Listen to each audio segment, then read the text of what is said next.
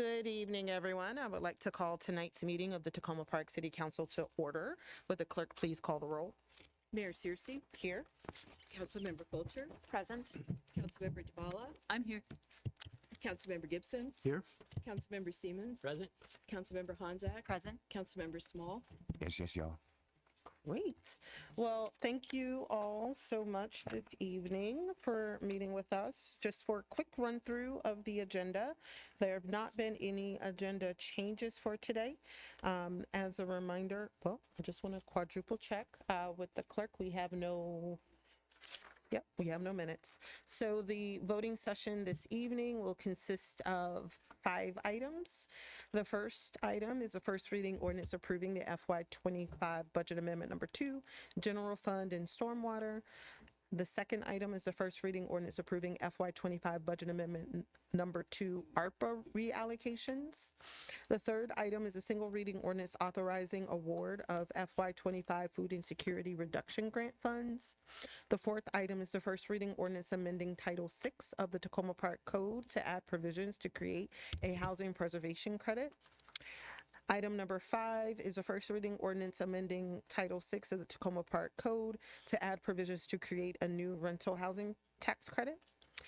This evening we'll have 2 work sessions. The first is a procurement of 12 police patrol vehicles, followed by item 7 is a resolution on the removal of unlawful restricted covenants. In terms of upcoming agenda items, on Thursday, well, this isn't an agenda item, but it's actually quite fun to remember. And so it should be Saturday, October the 26th is Monster Bash. So I want to encourage folks to come out to that. On Wednesday, October the 30th, the council will have an administrative function at 6:30 on the city manager's evaluation. On Wednesday, October the 30th, the city council will have its regular meeting at 7:30. Voting sessions include second reading ordinance approving FY25 budget amendment number 2, general fund, stormwater, second reading ordinance approving FY25 budget amendment number 2, ARPA reallocations, second reading ordinance amending Title 6 of the Tacoma Park Code and add provisions to create a housing preservation credit. Second reading ordinance amending Title 6 of the Tacoma Park Code to add provisions to create a new rental housing tax credit. Resolution directing staff to develop and budget for multifamily rehabilitation tax credit. The next item is a single reading ordinance approving procurement of 12 police patrol vehicles and a single reading ordinance approving multifamily building improvement grant awards. That Wednesday, we will not have any work sessions. On Thursday, October the 31st is Halloween. On Tuesday, November the 5th is the city election day. And on Wednesday, November the 6th through Friday, November the 8th, is the Maryland Municipal League Fall Conference, which a number of council members will be attending. And therefore, on Wednesday, November the 6th, the City Council will not meet. And Monday, November the 11th, is Veterans Day. And the city offices and facilities are closed Sunday and Monday for Veterans Day holiday. Okay, and so in terms of next items, do we have any public comments on voting items this evening? I'll go through all 5 again. First reading ordinance authorizing approving FY25 budget amendment number 2, general fund and stormwater. First reading ordinance approving FY25 budget amendment number 2, ARPA reallocations. Single reading ordinance authorizing award of FY25 food insecurity reduction grant funds. First reading ordinance amending Title 6 of the Tacoma Park Code to add provisions to create housing preservation credit. And the first reading ordinance amending Title 6 of the Tacoma Park Code to add provisions to create new rental housing tax credits. Do we have any public comments on voting items this evening?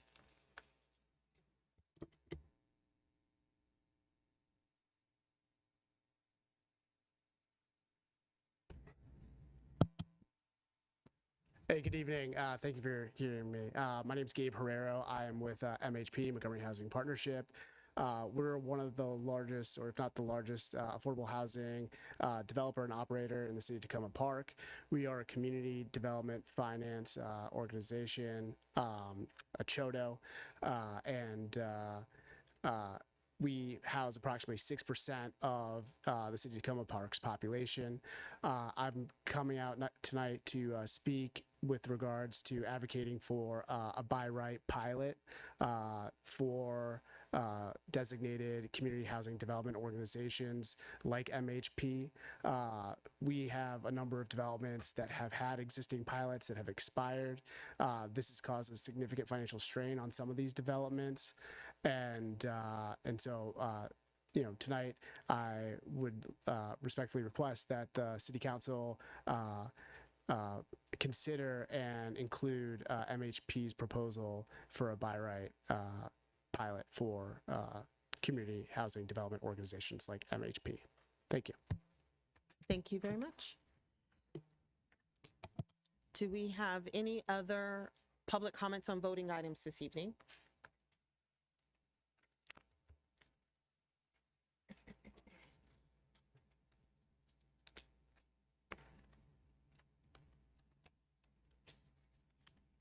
Good evening, Jessica Landman, Ward 1.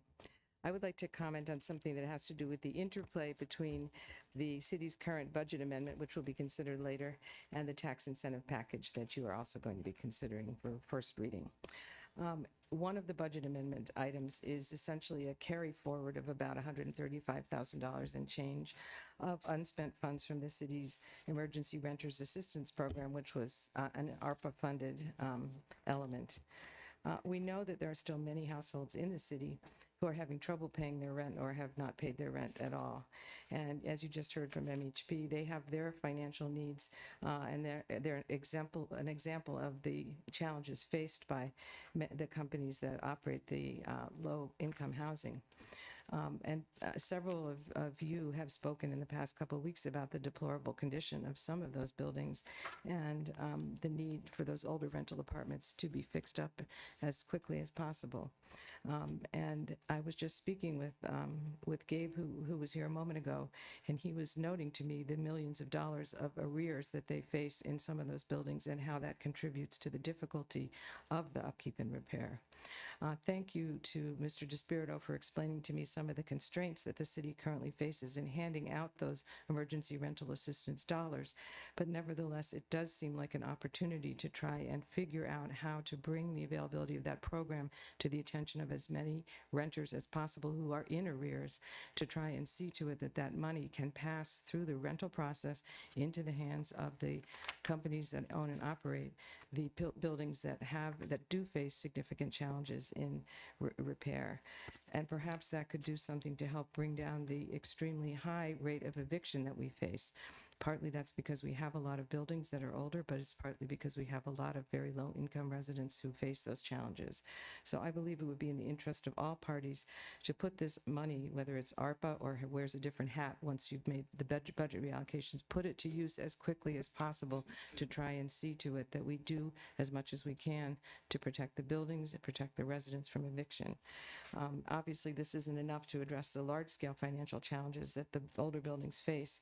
And with respect to that, I'd like to support the council taking a closer look at the proposals that you got from MHP to revise the draft legislation that you're considering this evening, including the pilot becoming a fixture of the legislation, the tax incentive legislation.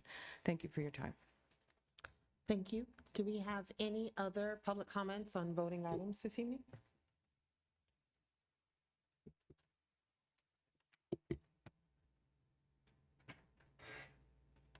Colleen Cordes, Ward 1.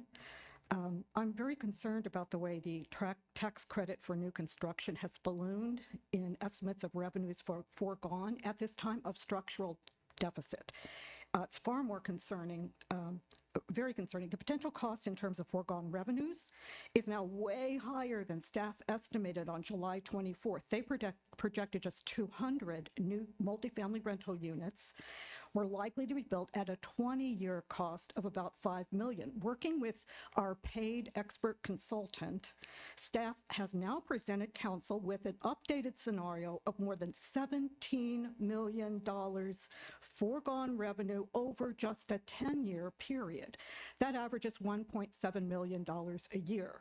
I urge you to all take a breath here and put this on pause. Ask the staff and the community to work with you to do a real rethink of our current housing policies. Take into account all the best ideas for revising them, cost them all out, see how they evaluate how one policy will interact with another one, and then come up with a coordinated housing plan. As it is, it's shocking to see how the one most urgent housing need we have to renovate our deeply affordable but aging rental buildings before they fall apart and current residents are displaced has been put on a cold back burner. The council seems prepared to punt it back to staff, and with just $50,000 a year in mind to address it, the staff would be tasked with figuring out the details and selecting the winners and then coming back to council. It seems also chintzy and inadequate to just focus on preserving deed-restricted units reserved for folks with incomes of 30% AMI or less, rather than offering it for units for affordable housing providers like MHP, offering it for units that serve folks at all levels of low income. And, that is not a huge amount of money when you look at what the difference there. That would be the difference between $40,000 of foregone revenue and $197,000 compared to what we're spending now. The amounts involved here to make a difference in preserving and fixing up affordable housing are so much smaller, and the need and public benefit so much higher, that these two credits greatly need strengthening, and the tax credit package really needs to end up reflecting our community values. We really don't need to subsidize for-profit market rate rental units when we have a structural deficit. Those will be marketed as luxury units, mostly to pretty affluent people, disproportionately white. Please tonight really think about how your vote can best reflect our community's values. And don't be afraid to shift. Don't be afraid to come up with new ideas. Don't be afraid to say, hey, I'm going to be courageous here and say, why don't we take a break and rethink this thing? Thank you. Thank you. Do we have any other public comments this evening on voting items?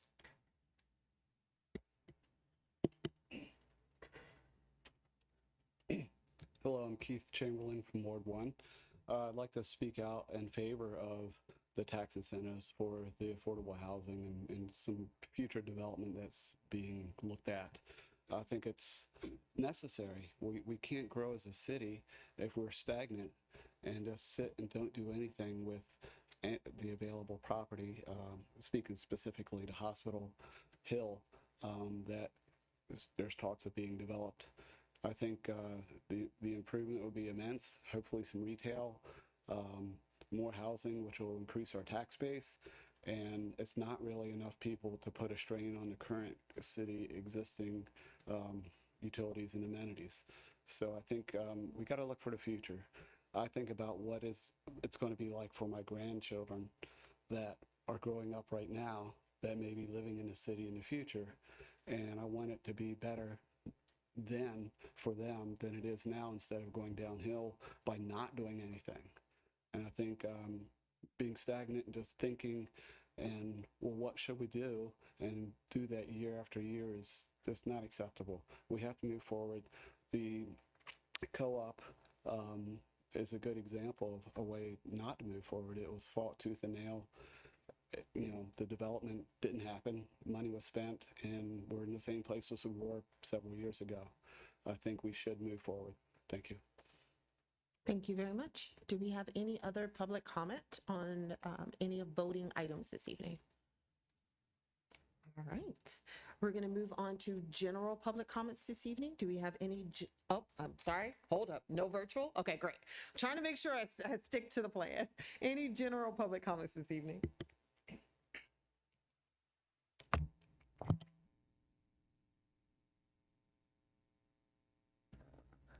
Good.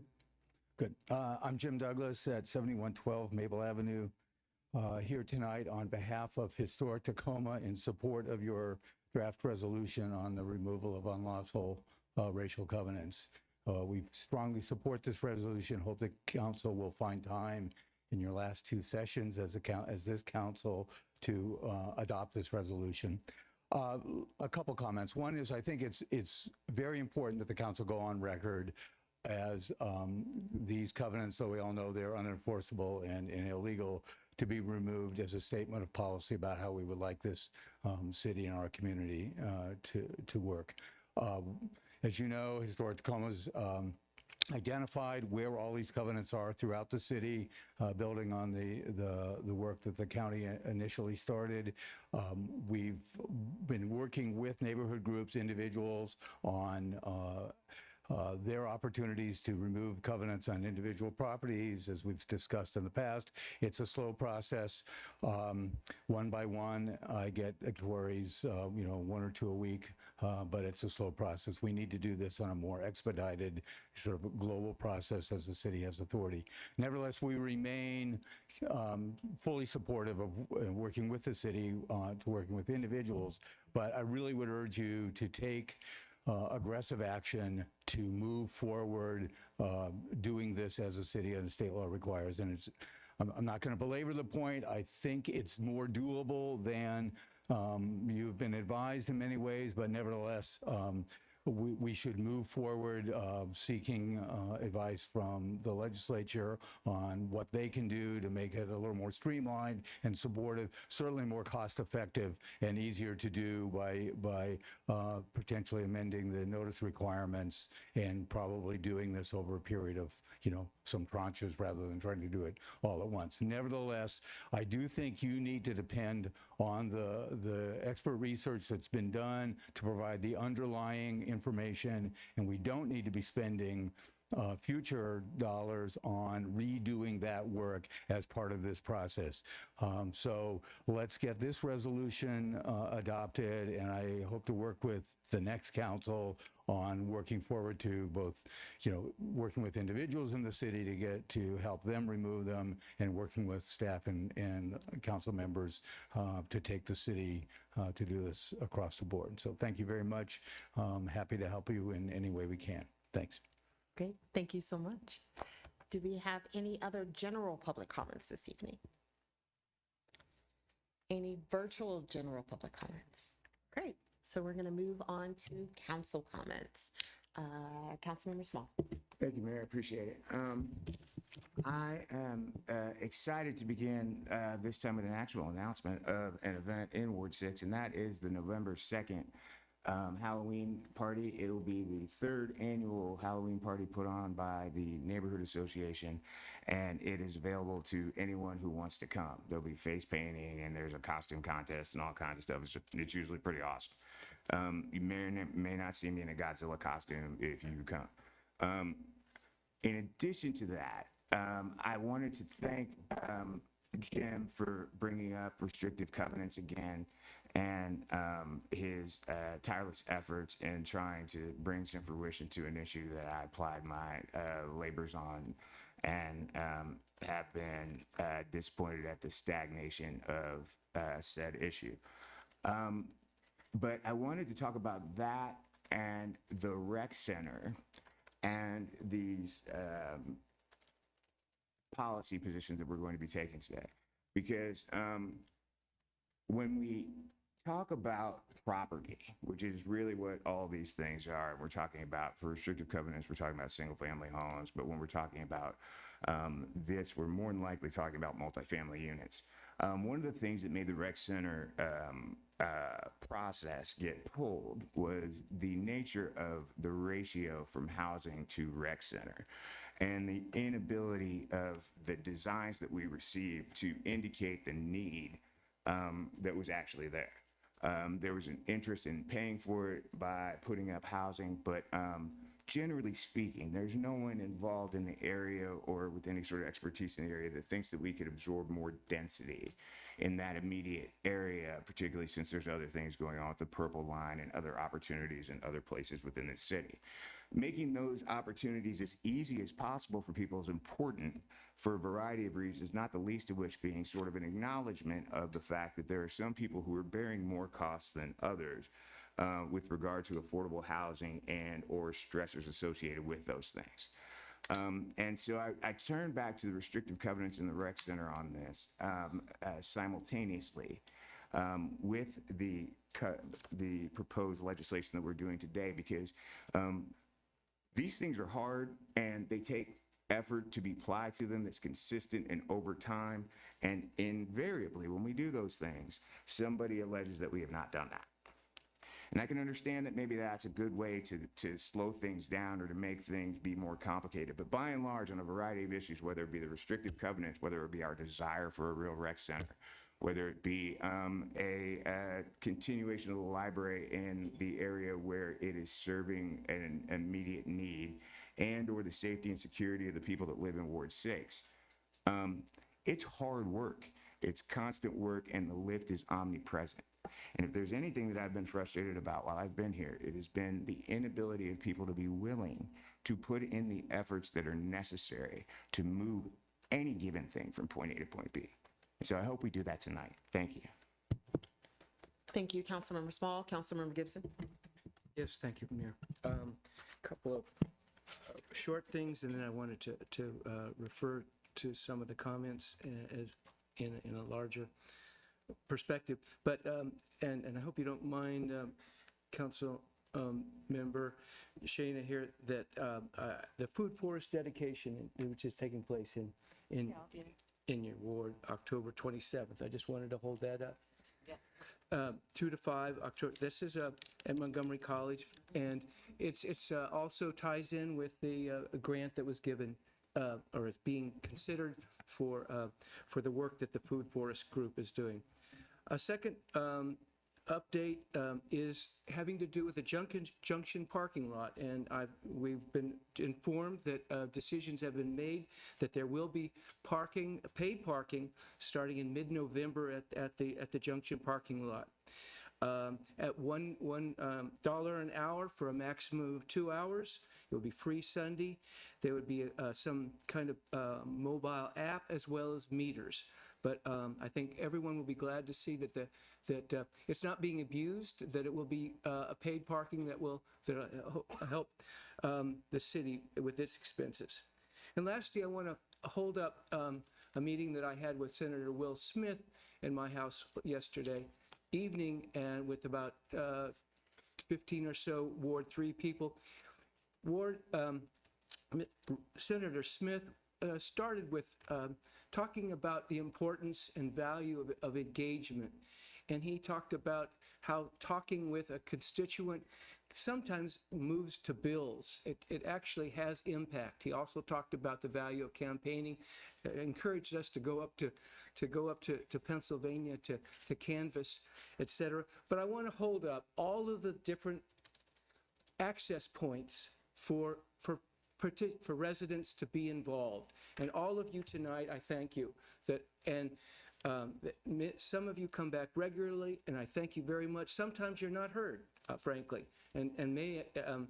but it has an effect. But there are also other ways that people have an effect, have an access point to the political process. That's through emails, resident and tenant associations with their letters to the city. All of those things are incredibly important. Talking with your neighbor about upcoming elections, all of that, and I want to hold you up.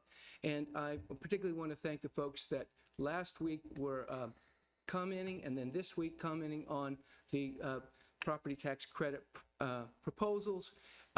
It is immensely important. I do feel that it's so complicated, and there are many alternatives that we haven't explored, that I'm disappointed that we are moving so quickly through this process to vote on it tonight and tomorrow night. But we'll do what we can, and I will try to hold up the values that have in some part been expressed tonight about our city's diversity and socioeconomic integration. So with that, thank you. Thank you very much, Councilmember Gibson. Councilmember Hanzak. Thank you. I'm going to try to speed through. I might go a little bit over. First, I wanted to say thank you to the police chief and Public Works Department.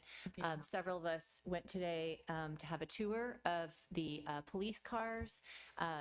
I had discussed this with the chief, and I was just really pleased that they gave us this opportunity. We also had the maintenance people there with us, so we could directly ask questions about how all of this worked, take a look at the vehicles, and really ask a lot of tough questions. And I don't know what other council members walked away with, but I walked away utterly satisfied that every question that any resident might ask me, I feel confident that as we move forward tonight, we're making the right decision.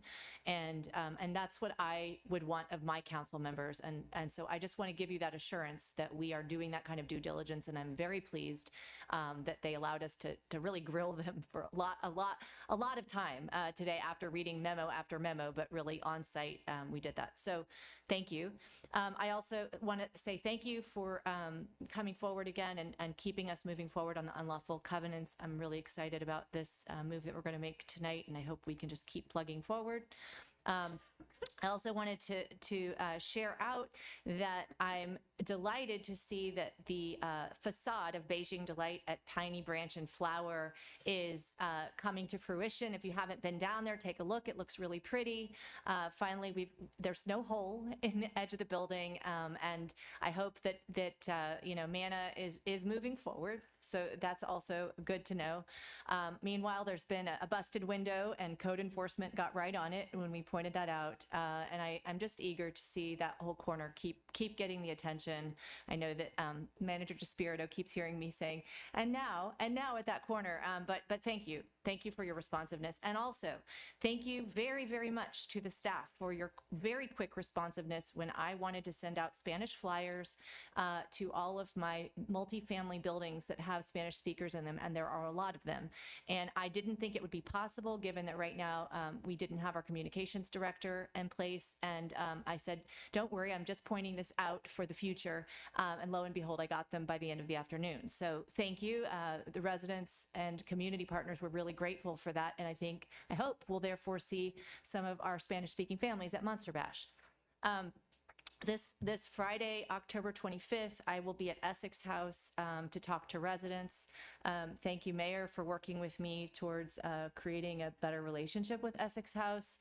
I do actually feel like there's been a tiny bit of forward momentum this week. Knock on wood. On Saturday at 4 o'clock, I will be at Sligo Station at 601 Hudson Avenue. That's a condo association doing a meet and greet. And on Tuesday, October 29th, I will be having my quarterly fall virtual meeting with Ward 5 residents at 7 o'clock, and I have invited the Montgomery County Planning to talk to us about the East Silver Spring Communities Plan. They're also doing a couple of other sessions this week, but anyone who's not from Ward 5, you're more than welcome to join us for that virtual session. Just ask me for the link. It'll maybe be a more intimate setting in which you can hear more about what their plans are. I'll leave it at that. Thank you. Thank you so much, Councilmember Hanzak. Councilmember DeBala.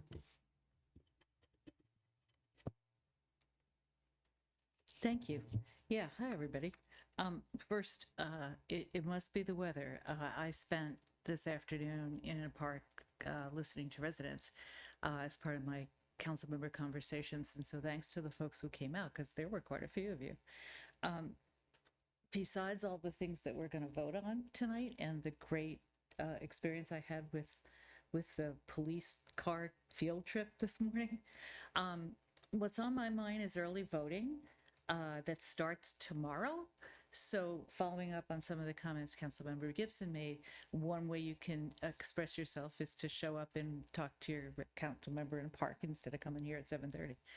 But another way is you can vote both in the city and the general election. So general election, early voting, say it again, starts tomorrow, goes till October 31st, then they take a break. So don't think you're going to run over there the day after Halloween because it isn't going to be there. I'm also thinking about I'll let the city manager talk about the city ballots. But I'm also thinking back to when we had the nominating caucus here in September, and the great mood, the great feeling that we all had that was here. It was a real, we're all in this together. We're taking local democracy by the hand. You know, we're grabbing it and we're running with it. And I think about some of the things that are going on at the national level, and I'm grateful for Tacoma Park. And my plea is that we can stay that way from now until November 5th. I think things are getting a little tense in some of the wards. And so I just want to remind everybody that we can do this here, and how important it is that we can have a positive, factual, straightforward discussion of the issues at the local level, and then go vote for our choice. Thank you. Thank you, Councilmember DeBala. Councilmember Fulcher. Thank you, Mayor. Thank you to everybody who came, and also thank you to everybody who emailed or who spoke to me in person about the various voting items. And a special shout out to Jim Douglas, who got a last minute email that we were talking about this tonight and pulled it together and came, so I appreciate you. Also want to thank the police for letting us literally kick the tires today. That was a good time.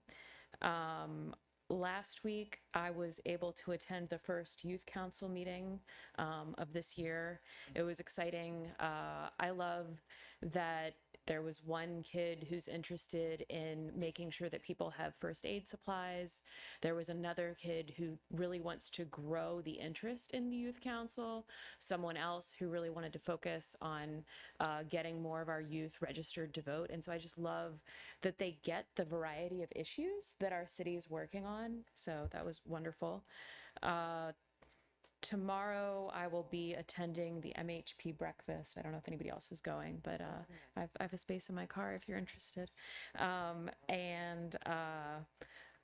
Last Saturday, Councilmember Honzak and I helped out with the mini food forest at Tacoma Park Elementary School, and we brought our two youngest children who did not help. They just played on the playground, but we both had a good time pulling a lot of weeds, so that was lovely. And I will attend this Sunday's food forest dedication at Montgomery College as well. And I will also be at Monster Bash on Saturday, where I have voluntold various family members that they will be judges. So thank you to my family who's unwillingly doing that. And looking forward to next Tuesday, I will attend Blair to, One Blair is part of the SGA there. And we're going to be talking about how elected officials engage with their youth. And so really looking forward to that conversation. Thank you. Thank you so much, Councilmember Fulcher. I say this every week, but one of the joys of going last is you get helpful reminders and you also don't have to repeat yourself a lot. So really quickly, I want to thank the organizers of the free dental screening and health screenings that occurred at Tacoma Academy last weekend. And in terms of what's coming up, I will be at the MHP breakfast in the morning. I will be at Monster Bash. I'm still trying to figure out what my costume will be. I want something that is big. What are you? You're Godzilla? I want an inflatable. I got an inflatable you can borrow. You have an inflatable? Okay, I'm sorry. We're derailing. I'm losing my time. I'm losing my time. Okay, thank you. Okay, well, I have to decide on a costume. And so I do want to just remind folks to participate in Monster Bash. In terms of items on the agenda, I want to thank everyone that came out and provided comments this evening. It's been really, really, really helpful to hear all of the various perspectives. And as other council members have expressed, we've heard feedback from people in the audience. We've heard feedback from residents who've written. I've had lots of conversations with people who just find me on the street about these set of policies. And so I think it is really important to remind everyone that we are trying to tackle some really hard issues with our policies. The first being creating new housing in a city that hasn't had new housing created since the 80s, 90s. So that's the first problem. We don't have any new housing. And then the second is to try to provide incentives for the preservation of our affordable housing that's already here. And so just so that folks understand, we do have two policy credits that we're talking about today. And the third is something that we will discuss during via resolution during the council meeting next week regarding the housing reinvestment credit. I think with all of these types of issues as it relates to housing, it's really easy to just say, let's make sure that we're taking our time and we're thinking things through. I'm of a mindset that we haven't seen change, and we can't let the perfect get in the way of the good that we could potentially do in incentivizing the type of housing that we desperately need. So I do want to send my thanks to everyone that has provided feedback, but I also want to encourage people to be mindful of the severity of the need for housing in our community, and that we're all working together to try to address these issues. One other thing, we talked about the housing, and Jim, I do want to thank you very much for all of the work that Historic Tacoma has been doing on the removal of the unlawful restrictive covenants. I jumped the gun a little bit and did tell our District 20 delegation, Will Smith and Laura Charkoudian, to say, hey, we're going to need your help on this. And I've already gotten confirmation from them that they're on it. They're trying to look into it as well. So my hope is the work session tonight, when we actually are just talking through the language, is just one step for a up vote, my hope, next week when we're vote on this and can work with our District 20 delegation to really move these issues forward. And so with that, I'm going to turn things over to our city manager, Mr. DeSpirito, for city manager comments. Thank you, Madam Mayor, council, and guests. From the Housing and Community Development Department, Transit Planner Casey Ann Webley and Planning Intern Maisa Bateman graduated today from the 2024 America Walks Walking College Fellowship. The Walking College is an online educational program geared towards early to middle stage advocates eager to organize in communities to expand access to walkable, vibrant, safe, and accessible places. In its 9th year, the Walking College welcomed only 25 candidates.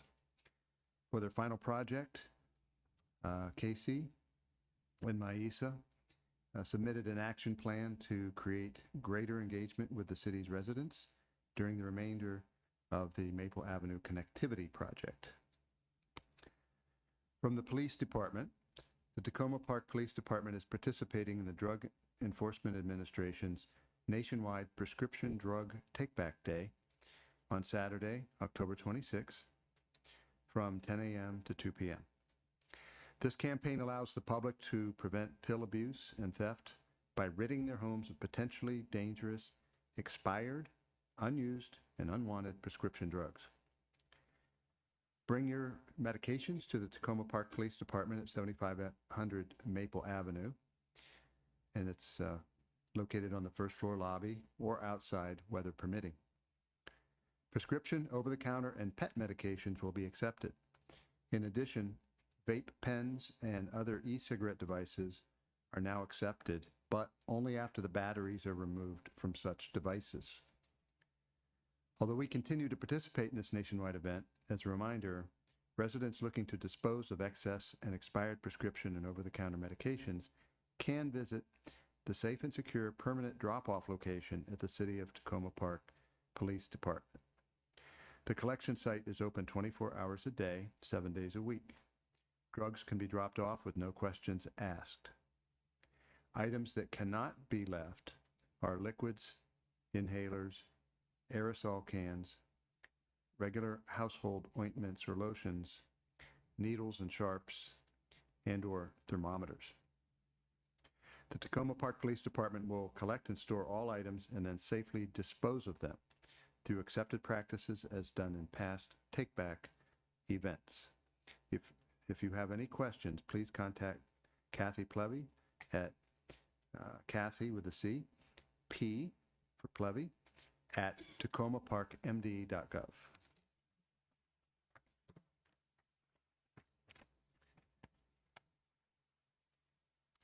As alluded to just a moment ago, the Monster Bash is now just days away on Saturday, this Saturday, October 26th. The Bash kickoff is at 1 p.m. at the Tacoma Park Middle School parking lot. Please stop by and visit with neighbors, family, and friends while having fun. Participate in our trunk or treat area and go table to table collecting goodies. After the kickoff is the costume contest and parade, and we will end our program with an award ceremony and celebration along Maple Avenue. The parade will begin at approximately 2 p.m. on Piney Branch Road, and judging will occur during the parade itself. We will then walk down Piney Branch Road to Philadelphia Avenue, turn left, then to Maple Avenue for the awards ceremony and a fabulous concert. Prizes will be awarded for most original, cutest, and scariest costumes in multiple age groups. And finally, from the City Manager's Office, community participation in the budget process is a high priority for the City Administration, staff, and the Mayor and Council. The City this year is pleased to provide our residents with an additional way to participate by offering an opportunity to share your thoughts about next year's budget in an online budget survey. This will supply the Mayor and Council and its staff with valuable feedback during the coming fiscal year 2026 budget discussions. This survey should take only about 10 minutes to complete. A link to the survey will be included tomorrow in the posted City Manager's comments. Will also be contained in the upcoming newsletter to the community from the city. And that's a hard copy that can be dropped off at City Hall if that is your preference. There is a closing date on the survey of December 2nd at noon. And the reason for that is that we want to make sure we can collect that feedback early enough that it is useful to the departments in particular as they are still in the process of forming their budget proposals to me and ultimately from me to all of you. We also, and I appreciate the question because we also intend to reopen the survey once the budget proposal has been presented and have another period this spring where folks, so right now would be more of a formative initial input, what are your ideas? And then we can collect some feedback from the public once the budget proposal has been issued and is beginning to be discussed and modified prior to approval by the Mayor and Council. And those dates will be announced.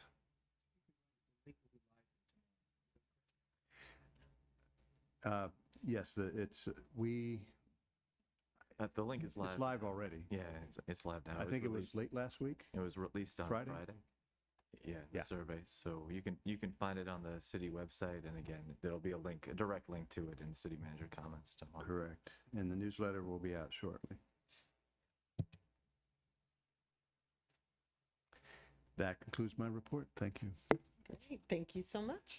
All right, so we're going to move into our voting session this evening. The first item is the first reading ordinance approving FY25 budget amendment number 2, general fund and stormwater. I'm actually going to ask our deputy city manager whether or not it would be helpful to give you a little bit of time to talk to any modifications, because I know that the two voting items relate to one another. Would it be helpful for you to have an opportunity to talk through the two before we introduce one to the floor for voting? Yeah, we'd appreciate an opportunity for a brief presentation. if Great, that's okay. thank you so much. And to lead us off on the first half of this, the general fund and stormwater fund, Director Chung is here. Good evening, Mayor and Council. I'm going to give a brief summary of the second budget amendment. On May 15, 2024, the City Council adopted the fiscal year 25 budget and followed by the approval of the Budget Amendment 1, which was approved on July 31st, 2024. Due to unforeseen operational needs and expenditures, further adjustments are necessary for the FY25 budget. The second budget amendment consists of 3 separate ordinances and detailed as follows. The first one is the budget amendment of all general funds. The general fund adjustment is $423,285, which include the first one is a budget reappropriation for the library construction, which is a reappropriation for fiscal year 24 and bringing to 25, and that is $391,000. The second item is the increase of $6,000 for engineering work related to the Monster Bash road closure. And then there is the increase of $6,000 for the staff recognition initiative, increase of $20,000 for the office renovation implementation of the housing department. So these items are in the general fund, and the total is $423,000. There is another one in the general all fund budget amendment is the special revenue fund adjustment, but it nets to 0. This is a new grant awarded for the Sligo Mill Road project, which is an award of $92,000 that include the increase in expenditure as well as in the revenue. And then we have the stormwater fund adjustment, which is a reduction of $268,000. The budget reduction for the Brashear Run capital improvement project of $268,000. The capital expenditure reduction is about $183,000, and the outside labor part reduction is $84,000. Okay, and last but not the least is the American Rescue Plan Act ARPA fund adjustment. The net expenditure increase is $280,000, which include the following 4 items. The first one is the reallocation from general fund to ARPA fund of $1.4 million. Second one is the reallocation from the speed camera fund to ARPA fund, $1.1 million. And there is an internal reallocation within the ARPA fund, which nets to 0. And then the fourth item is an additional reallocation. After we completed the work session, there is an additional reallocation amount, and that is from the ARPA to the general fund in the amount of $2.3 million. So this is netting to $280,000 in the ARPA fund. Okay, it's an increase of $280,000 in the ARPA fund. Deputy City Manager Andrew Boda is the key architect behind the ARPA fund reallocation, and in his presentation last week, he provided a detailed explanation of the reallocation process and addressed the future adjustments to the ARPA fund. So our deputy city manager will talk in detail about that, or Yeah. Thank you, Director Chung. So just to, Director Chung reference the transition from the general fund to and the speed and red light camera fund. That's the 1.4 million in expenditures from the general fund and 1.1 million from the speed and red light camera fund. And what we didn't have in during the work session was the mechanism for the transfer back from the ARPA fund. Originally, we talked about it going into this special fund account, and working with the finance team, we determined it'd be a lot easier from an administrative standpoint to transfer it to the general fund. And the reason why you see a deficit now in that line is because instead of transferring it back to both the general fund and the speed camera fund, it's all being transferred back just to the general fund.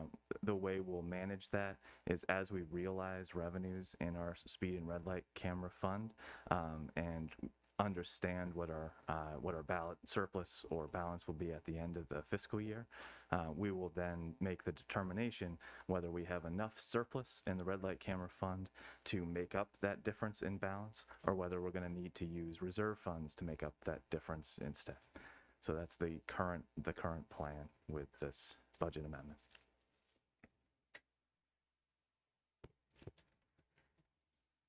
That difference is 280,000. I think there was a question about what the difference is in terms of that will need to get made up. So the difference right now in the general fund is about 800,000. Again, because that's the full 1.1 million in expenditures that came from the speed and red light camera fund. We're anticipating that's going to be a surplus. That's intentional surplus that we've built in. So if we do realize that, that will cover that 800,000 deficit that we now have in the general fund. And as Director Chung mentioned, that difference is about 280,000. That's built-in cushion. Okay. Any questions? I do just want to make sure, because I know that this is, I know this isn't the appropriate way to say it, but it's kind of a bit of a shell game, right? Where you have some funds in one revenue line, and then you have some in another, and then you have expenditures, and you have to move all the expenditures to the general fund. You may not necessarily have the speed camera, the red light camera revenues just yet to cover them. And so, but you have the ARPA dollars and you're trying to do this shell game of a match with the dollars, and that's happening in the general fund. And as a result of that, that's why we're having to pull from the revenues. Is that in a very convoluted way, a way of understanding what's happening? Yeah, I mean, I think the way I would explain it is we've, we received $17.5 million in ARPA funds, and we are coming to despite our best efforts, about 10% of that we're realizing that, we may, of what's been budgeted and programmed, we may not be able to officially obligate those by the Treasury deadline. And so as a way to ensure that we don't lose those dollars, the Treasury has given us this deadline of this year to be able to re-obligate them in some way. And so in our the decision council's making tonight is we're going to obligate expenditures that were funded through the general fund to ARPA. But at the same time, hey, we still really want to do these projects and programs. So what we're going to do is we're going to use that intentional surplus that's now been built into the general fund, because our expenditures are now below what our projected revenues were going to be, is we're going to reallocate those ARPA expenditures, for example, the Atrium project, or for this emergency rental assistance that was alluded to earlier. We're going to move those into the general fund so that we can continue those projects and programs without the obligation restrictions that are currently assigned to those right now. So That's, sorry, a longer-winded way of saying No, that saying it's it. much clearer, Yeah. right? I just want to make sure that people understand. Yeah, right, yeah, yeah, right, yeah, yeah. But I want to make sure that people understand, because I understand that when you look at this, especially the general fund, it seems very jarring, Yeah. right? Because you have these other revenue streams that are not necessarily taken into account here in terms of the table that's on the general fund, adopted budget, and second amendment. Like that outlook table gives this impression that we are walking off of a financial cliff and we're pulling a lot of money from our reserves and what is going on. And it's really because we have all of this money in ARPA that we don't think we're going to be able to spend. We're still trying to figure out what's going to happen with the speed cameras and the red light cameras in terms of the revenues there because of the delays. And what we're trying to do is just move things around to make sure that we're able to spend the ARPA dollars. Yeah, and I will add, this is something we've talked about with the U.S. Treasury and the Maryland Municipal League in terms of this general concept and what we're trying to do. And I will say thanks to Councilmember DeBala, they're so impressed with our plan that they've asked us to not only speak at seminars, but also to provide guest commentary on blogs for other communities, because there are many other communities who are in the same boat as us right now. So I think if that's any indication that this is above board, I think it's a good one. So. Excellent. Thank you so much. Councilmember Small. Thank you, Mayor. That was sort of one of the things that I wanted to get to about the way in which this has been done. And for some of the people who are in the room or maybe watching, you may recall that when we were lucky enough to have Andrew come on board, he was our ARPA manager and was specifically organized around knowing the intricacies of this so that we did not get into any trouble. And so, and working with him and knowing him to know that we're at the point where we are once again leading the Maryland Municipal League on something that is of the utmost importance with regard to federal funding is awesome. And I think you should get your kudos. And I appreciate you coming in here, even though you are under the weather and don't breathe on me. Thank you, Councilmember Small. Councilmember DeBala. I don't know, that's hard to top. Thank you, Deputy Manager Baldock, for this creative thinking. I want to make sure I understand a couple things. So we're not creating the special allocation reserve is too much, but I noticed in the ordinance itself, it lists the projects. So there is some assurance for future councils, what we want to spend what the intent of doing this is, what we want to spend that intentional surplus on, and I appreciate that. Second question has to do with this. So there's two ordinances, and one is specific to the stormwater fund, and it does two things, yes? One is it deals with the Brad Shears Run, and the other is it deals with the stormwater capital fund part of this rearranging of the ARPA money, yes? Actually, the both project costs 180,000 for the capital expenditure, as well as the outside labor part, 84,000. They are all related to the Brad Shears Run. Okay, so the stormwater part of this is only about Brad Shears Run. Yeah, and the reason why we have a reduction in 25 is because those funds were already spent in 24.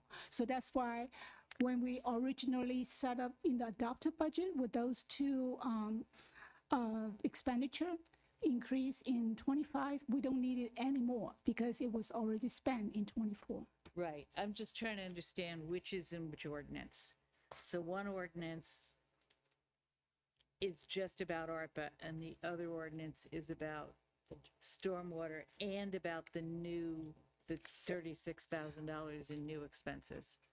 There are actually three different ordinances. The first one is called All Department, that include the general fund and also the special revenue fund, that is the grant fund. The second one is the stormwater, the budget reduction, and the last one is the ARPA reallocation ordinance. So okay, I'm only seeing two. What am I missing? Deputy City Manager Bodak, would you provide some clarification? Because Sure. I believe So there was the a combination. final in the packets, there are two ordinances. The first is the general fund, and we combine it with the stormwater. And the second one is the ARPA only. Right, okay, thank you. That helps. All right, seeing no more lights. Given that this is a stormwater budget amendment, Yeah, it may be appropriate to become the Stormwater Management Board. Thank you very much. City moved. Clerk. Second. All those in favor of becoming the Stormwater Management Board, please say aye. Aye. Any opposed? Any abstain? All right, we are now the Stormwater Management Board. So that is the one that says general fund and stormwater. So Correct. Would someone like to move? Councilmember DeBala move. Do I have a second? Thank you, Councilmember Fulcher, for seconding. Any additional points for discussion for the first reading ordinance authorizing FY25 budget amendment number 2, general fund and stormwater? Okay. Given that this is an ordinance, with the clerk please call the roll? Yes. Councilmember DeBala, yes. Councilmember Gibson, Yes. Councilmember Siemens, Aye. Councilmember Honzak, Aye. Councilmember Small, Aye. Mayor Searcy. Aye. Okay, we are no longer the Stormwater Management Board. We're back to our regular selves. Would someone like to move the first reading ordinance So approving the moved. FY? Thank you, Councilmember Small. Thank you, Councilmember Honzak, for seconding. Are there any points of discussion? Okay, seeing none, would the clerk please call the roll? Councilmember Fulcher, Yes. Councilmember DeBala, Yes. Councilmember Gibson, Yes. Councilmember Siemens, Aye. Councilmember Honzak, Aye. Councilmember Small, Aye. Mayor Searcy. Aye. Okay, moving, those two items will be back to us next week in the second reading ordinance. Item number 3, single reading ordinance authorizing award of FY25 food insecurity So moved. reduction grants. All right, Councilmember Small moved, Councilmember Honzak seconded. Any points of discussion on this? Just one minute. I just wanted to applaud that committee again for their excellent and diligent work, and it was a pleasure to meet all of the people at the meeting last week. Great. Thank you so much. And ditto, definitely send my appreciation to all of the nonprofit organizations that are, will be awarded, and all of their hard work serving our community. All right. And given that this is a single reading ordinance, would the clerk please call the roll? Councilmember. Oh, I'm so sorry. There are tons of lights. Are people just have their lights on because they? Yes. Okay, awesome. Thank you very much. Could you clerk please call the roll? Councilmember Fulcher, Yes. Councilmember DeBala, Yes. Councilmember Gibson, Yes. Councilmember Siemens, Aye. Councilmember Honzak, Yes. Councilmember Small, Aye. Mayor Searcy. Aye. All right. So the next item in our voting session this evening is the first reading ordinance amending Title VI of the Tacoma Park Code to add provisions to create a housing preservation tax credit. And just as a reminder to my colleagues, we will not be discussing or voting on the housing reinvestment credit. That is something that will be done as a resolution during next week's agenda. Okay, so we're, would someone like to move the first reading ordinance amending? Councilmember DeBala, do I have a second? Second. Okay, thank you. You? It's fine. Councilmember Fulcher, she was first. Councilmember Fulcher seconded. Just want to confirm whether there are any points of discussion. We do have for this credit, there was one amendment that was proposed. And so I just want to, I believe Councilmember DeBala. Yes. So Mayor, I was just going to say, to be clear with the order on the agenda, we're talking now, you're talking first about the housing preservation tax credit? Correct. Item number 4. I was just gonna ask, like, on a point of order where we were procedurally, are we've taken the ordinance under motion. Sure. So are we doing friendly amendments or are we doing something different? I'm just asking. Yeah, sure. So thus far, we've only received one amendment. Okay. It is a substantial amendment. It is not considered a friendly amendment. Okay. And so that would be a point of discussion. All right, thank you. And so Councilmember DeBala submitted a amendment for consideration to increase the percent from 30% AMI to 60% AMI. Councilmember DeBala. Thank you. What she said.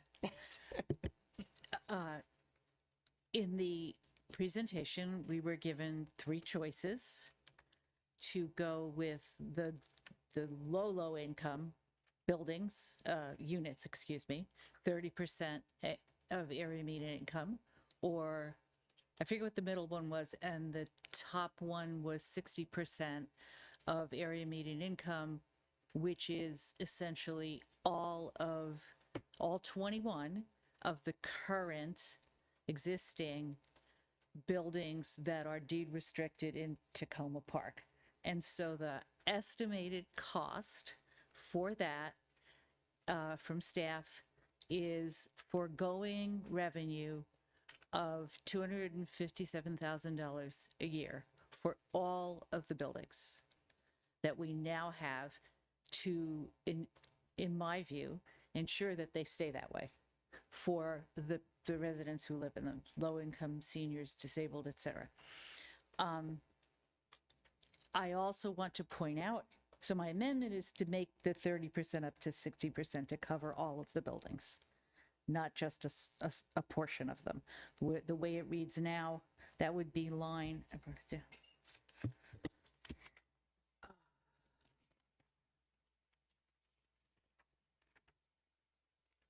Help me out. Somebody help me out.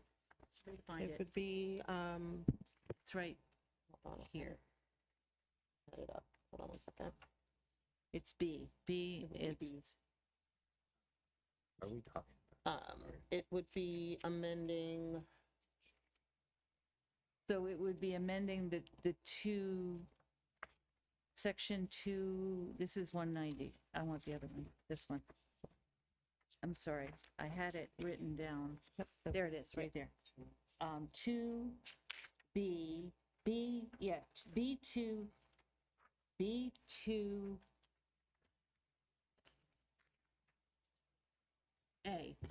B2A, sorry. So let's do that again. So the amendment is to increase that section that now says 30% to 60% to cover for the purpose of for the purpose of covering all of the existing buildings that we have now that are under deed restriction and all of the units in them that are deed restricted. And to me, that seems only fair. It also seems policy-wise like what we've been talking about for a while. I started to say about the cost. The estimate is $257,000 a year of foregone tax revenue. So tax revenue that we now get, most of that, minus the $60,000 a year that we forgive now. So 257 minus 60, so just we're making it a little lower. And if you look back to before COVID, when we had many of these buildings under pilot programs, that was costing us, I believe it was $140,000 a year. So to me, the 257, which is in itself not that big a number compared to some of the other things we're doing, gets smaller when you think about what we have in recent memory been doing. So I wanted to point that financial piece out before we vote. And so that's what I have to say. Thank you. really quick, just point of clarification, and I see our housing staff are in the back. Can you confirm that this credit, unlike the new housing credit, it's not based on foregone revenues, but it's actually a reduction in the property's current tax bill because they exist today, right? So it is Yes. properties that exist today. What we would say is, hey, if you are serving primarily residents that fall within specified AMI levels, according to this ordinance, you would receive a credit that would mean a reduction in the city's revenues today. Can you confirm that? Yeah, correct. They would be, it would be a cut in our current revenue that we receive from these properties. Yeah, I might have used the wrong word. Sorry if I confused you. No worries. So, so it would be an increase, and I just want to confirm the estimated cost increase. And I believe at the 50, I guess the 60, was it the 60 AMI? Was 257,000.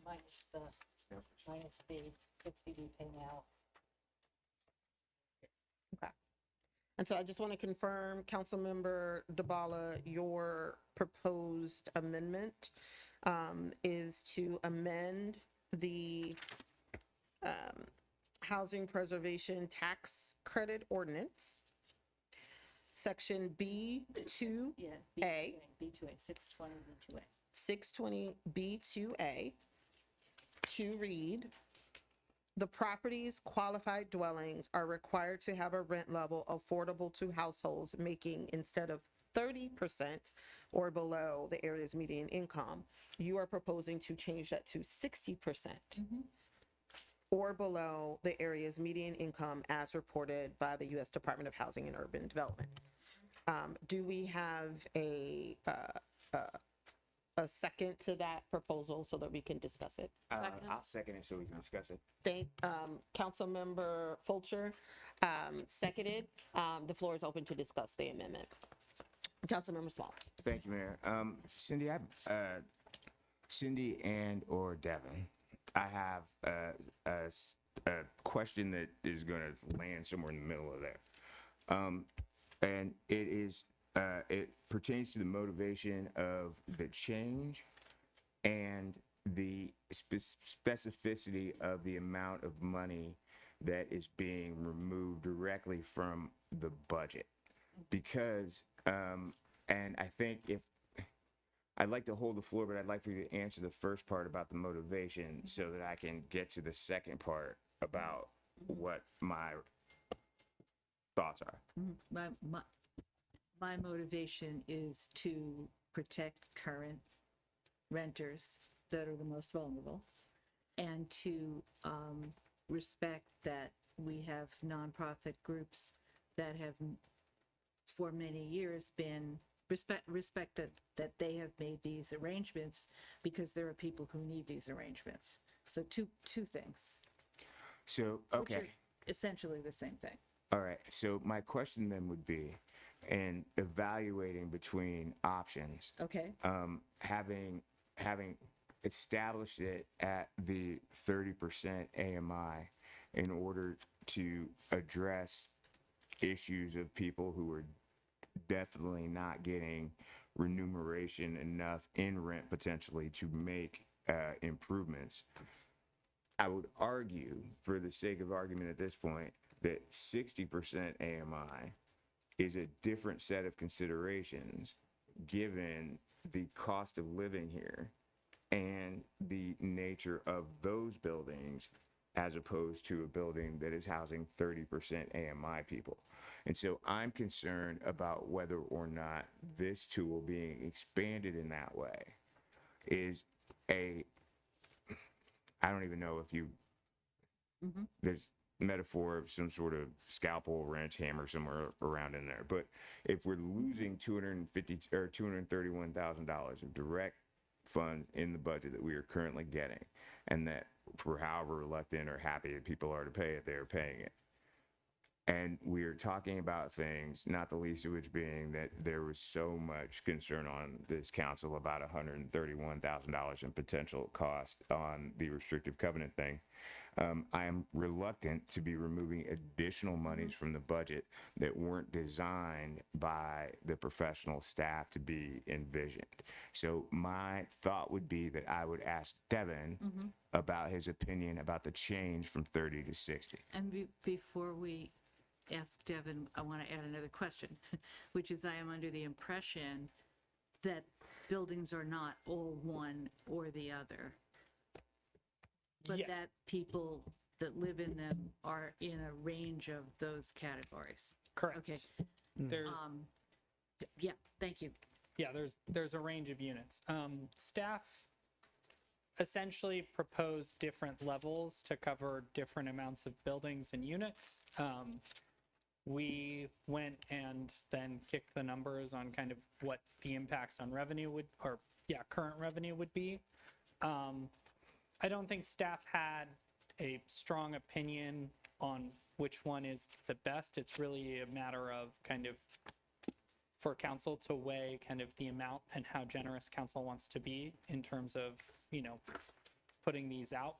I think where we landed on it, and the reason why we put the 30% in was that was the most fiscally conservative. And you see with all of those, staff went with the most fiscally conservative option. And just for clarification's sake, with regard to this particular funding, this is not no money, new money. This is money being removed money. Correct. This Thank would be you. a direct impact on current revenue. Can I say one more thing? Which is just to the point of the difference in budget to someone who's 30% area median income and 60% area median income. Check me that I've got this right, but I do believe that the home burden, the cost of the home, the burden, there's a word for it, I'm forgetting what it is at the moment, is just as great at the 60% level. Home cost burden. Yeah, typically in all low income households, their cost burden is particularly high. These are, you know, household incomes anywhere between, you know, $30,000 and $50,000 a year. I don't know if I still have the floor. Councilmember Small, hold on one second. But I think it's important for us to level set of what we're actually doing with this ordinance, right? So this ordinance is about how much of a tax break do we want to provide our affordable housing providers, and in theory, more or less around how many buildings do we want to cover, right? So the rough estimate is, you know, for those deed restricted properties in our city that have, you know, 30% AMI units, you know, the estimate the staff provided was you would cover about 10 buildings, right?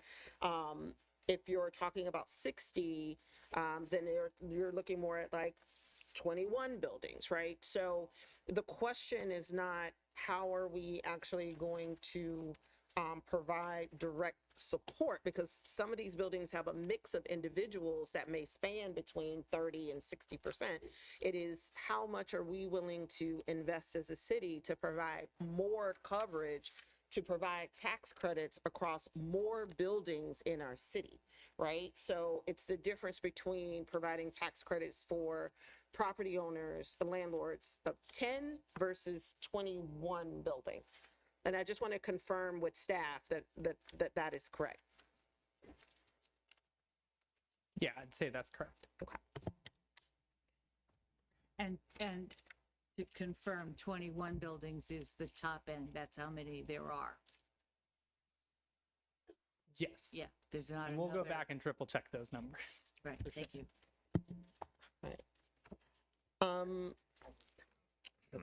Councilmember DeBala, is that an old light? Old You just light, gonna keep and I that on? think Councilmember Fulcher? I just wanted to confirm, and this is probably a question for Devin.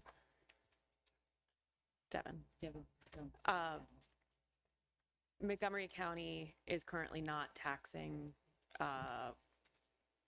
these types of housing, and is that up to the 60% level in Montgomery County? So I don't remember off the top of my head. I believe it's just low income, which is 80%. But I do know that these would get are eligible for 100% pilots, so they would pay no county property taxes. Thank you. So the county, the county is. Your mic isn't on, Councilmember DeBala? So the county is actually, just a fact check here, the county is actually covering a higher percentage of AMI than any of the things we're considering. Is that what you just said? Correct. Thank you. Councilmember Gibson? Yeah, first of all, I want to say that I'm sympathetic, absolutely, in terms of the motivation here to cover more individuals and the property owners. I wondered, and this is Devin again, to confirm kind of what our level of investment is now and the pilots. And I think, Cindy, you mentioned a figure of 140, and I think I've seen some figures that over the years there have been different levels of investment in these pilots. So I'll just say, so yes, we still have a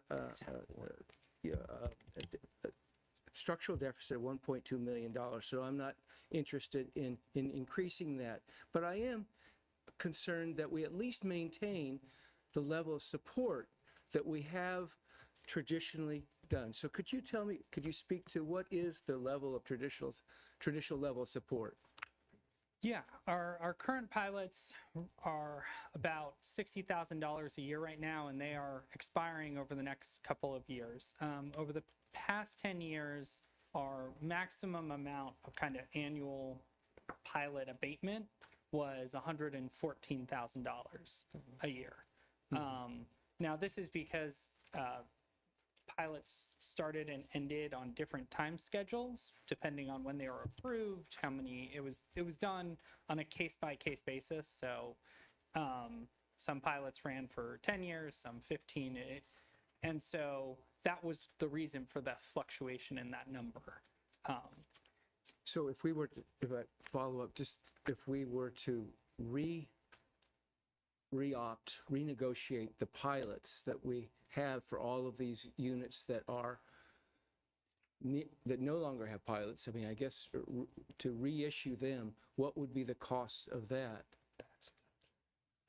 We would have to go back. It depends on how far back you want to go in terms of what our pilots were given. Okay. But the maximum in terms of active pilots over the past 10 years was 114. So it's been on a decline, at least fairly recent, over recent years, to $60,000. And then what we're proposing is to bump it up to, with the 30% AMI to 100,000, or with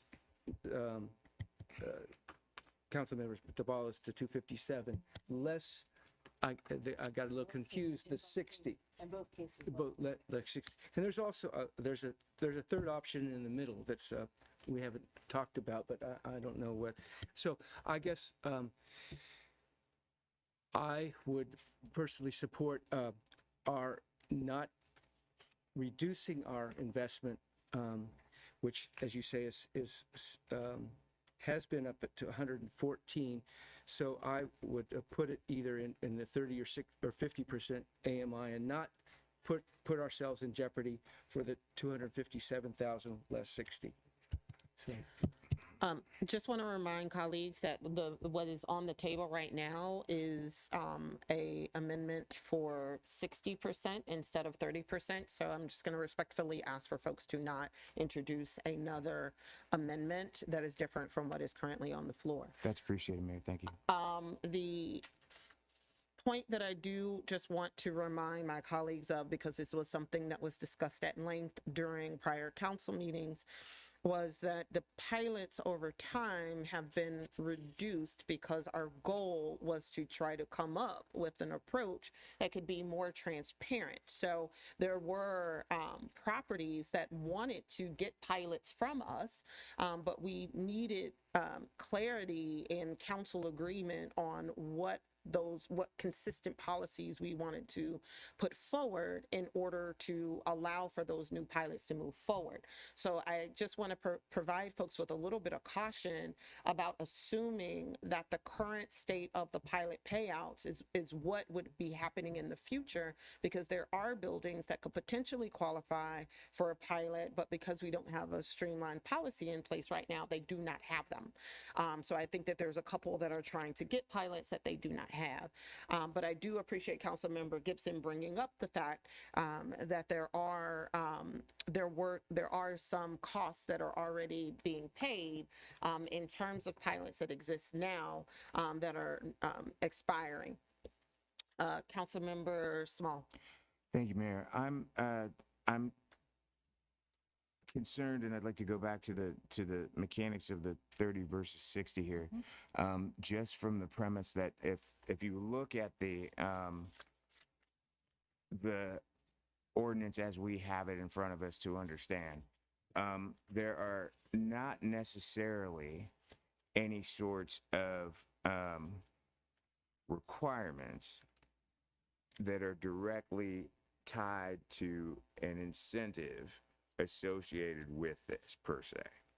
This is basically a acknowledgement of the difficulty of operating one of these buildings, and essentially a payment in service for thanking people for doing such a thing. And if we do it at 60% as opposed to 30%, then I'm just going to say that given the kinds of concerns that have been raised by people who have quads or tens with regard to the size and structure of different buildings and whether or not those buildings are being adequately maintained by people who service those populations, I'm not necessarily willing to assume that we could provide them with greater tax incentive to do those things. And I would say that in with a mind towards some of the things that Councilmember Honzak has said, some of the concerns that I've had about specific streets in the ward, and some of the structures that are going on, particularly in the towers at least, there are pre-existing covenants and contracts and all kinds of stuff that I think would be unduly affected by this, because I'm not sure that those things get passed down to residents.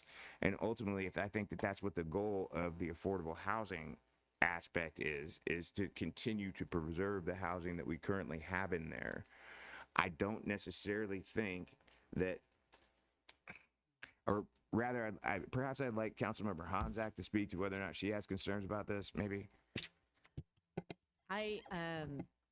I do have some of those concerns, although I don't feel very expert in coming to that conclusion, but I have those concerns. I think I'm most comfortable with the conservative estimate at this moment in time, looking at the numbers, because I think, as Councilmember Gibson, you were saying, with our current pilots, we've got 7 buildings. This would give us the ability to cover 10 buildings and hit a similar total price point of about $100,000, which compares favorably to where we are at presently and where we have been previously, up at $114,000. And so, I mean, if we ever wanted to make it a little bit higher, we could always add, that's right, we could add a pilot, but taking revenue away from our coffers at this point without knowing whether it's actually going to have a positive impact on precisely what you're talking about, Councilmember It's Small, trickle is down stuff. a I just concern that I have. I'm reluctant. I'm reluctant. Thank you. Councilmember DeBala. Thank you. So a question for Devin. I am under the impression that the 7 buildings that we currently have pilots with are not all just the 30%. And the reason I ask that question, well, I'm sorry, I'll let you answer it. Yeah, that's correct. Okay, so if we are now, our policy now is sort of random, but to the degree that there is one, the buildings that have pilots now do cover more than just the 30% of AMI. So to treat every building fairly, ideally, you would want to do that for every building. And that's part of the reason I proposed this. The revenue impacts for sure are not, they're sure not zero. Is there such a thing? So my second question then would be, so what we've got now is not just 7 buildings that are 30%. So is there such a thing as phasing in over time? Are you talking about like 30% now, 2 years from now, 50%? Does that help at all? It helps a little bit revenue-wise. Does it help any other way? Or does it just make your life miserable? Because it's hard to do. I think it would be a difficult piece. So I think part of it could be a little challenging from the perspective of, and an affordable housing provider would tell you this, is that like there are, usually only a few 30% units in any one building. And so what it would mean is that we would have to think about how that's structured in terms of like application, and administration would be a little bit more challenging.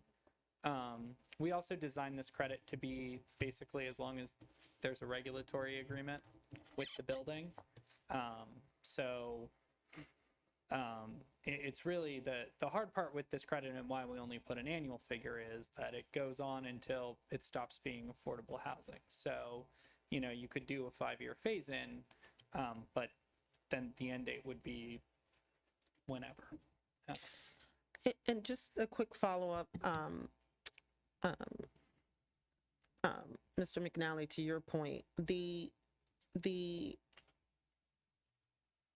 agreement, the regulatory agreement that landlords will have, typically as part of their deed restriction, usually will identify a max AMI, correct? Like for that building. Yeah, so depending on the agreement, but it'll set either a range or what's more typical in, for example, county agreements, a number of units and then an AMI level. So you'll see something like 12 units at 50, affordable at 50% AMI, and that sort of thing. So with the 30% AMI, keeping in mind that we're talking about buildings, and from my perspective, the goal of these tax credits is to improve the living conditions of people who are living in said buildings. The 30% AMI would basically mean if you have, if you're a deed restricted property or you have some sort of regulatory agreement and there's a certain proportion of your units that are 30%, you would then be eligible. Correct. Okay. What's the certain proportion? So anywhere from 1 unit, we would count, your 1 unit, and then it's divided by the number of units in the building. I'll also quickly point out that this also includes there are 3 other criteria that we would look at. So for example, if it's a senior restricted building, typically those tend to be the entire building.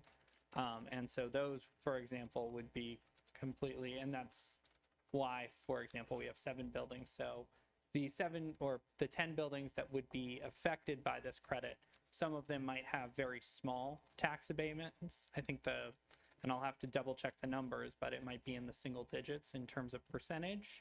And then some that'll get the full 50% because they are a senior building. And so in the future, the possibility of someone, well, actually, this is about preservation, but we also have this reinvestment credit, right? And so I know that we're thinking about the impacts on our revenues. So you have this particular credit, which is designed to preserve the housing we have, and then the reinvestment, which can kind of add on to that, correct? Correct. And so both of those have direct impacts to our current financial coffers, correct? Correct. Okay.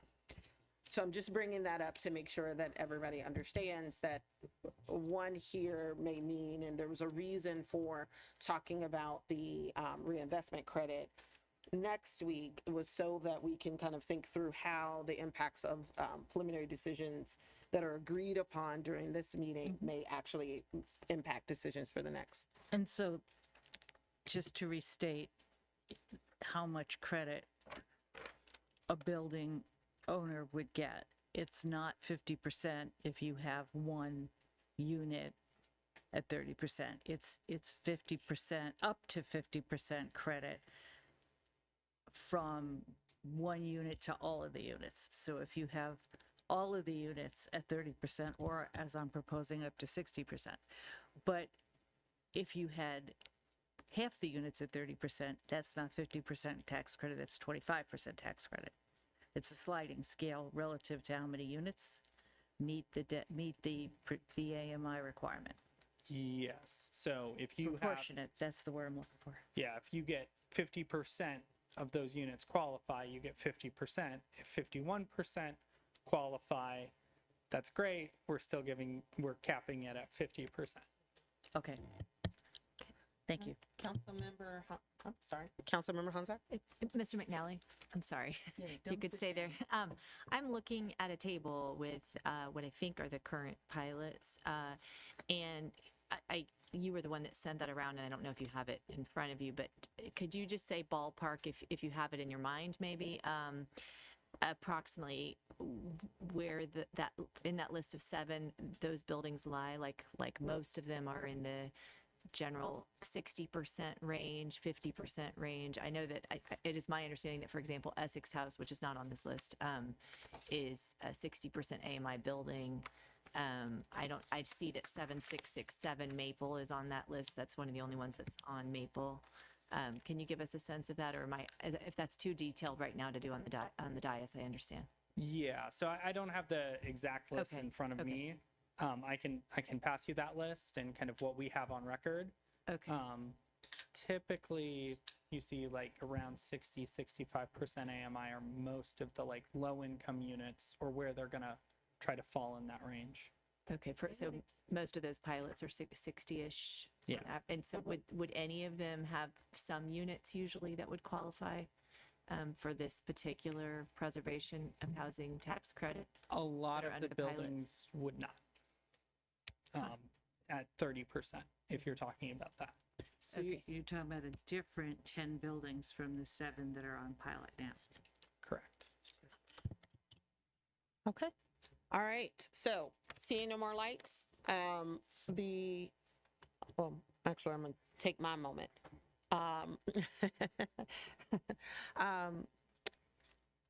I think it's really important. I know that there are costs to everything that we do. I firmly believe there are costs to everything that we do. But I do think that there are some things that we're a lot more willing to bend on in terms of cost, and there are other things that we take a budget first approach, which is sometimes problematic for me. I think that it is important for us to make sure that we're putting our money where our values are.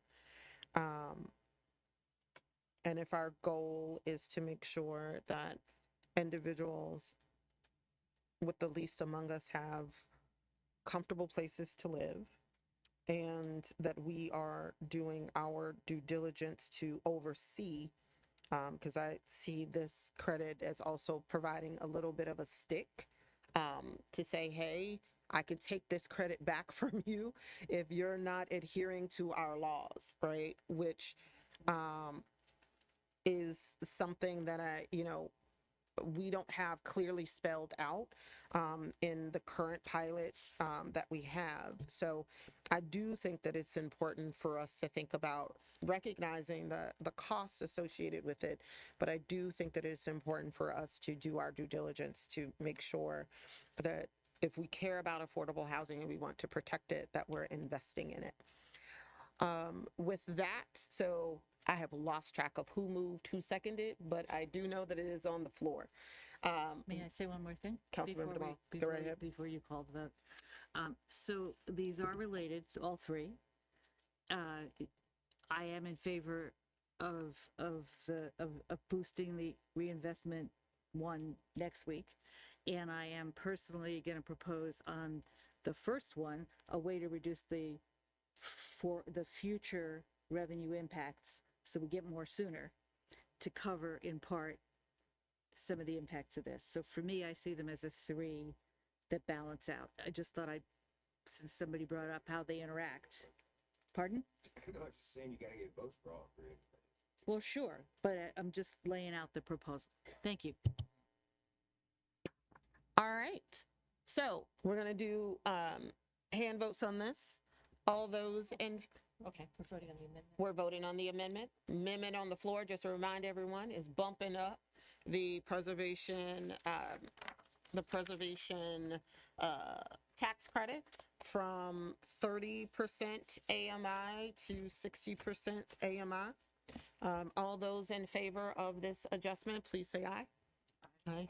How many hands we got? 1, 2, 3, 4, 5. In favor of the amendment. In favor. Wait a minute. I'm sorry. Yeah, All right. do that. In favor of the amendment. And in favor of the amendment, 60%. as written, 60%, changing the 30 to 60. That's what's on the floor. Okay, let me redo it. All right. What is on the floor? Councilmember DeBala has made an amendment to change the 30% threshold for the preservation credit to 60%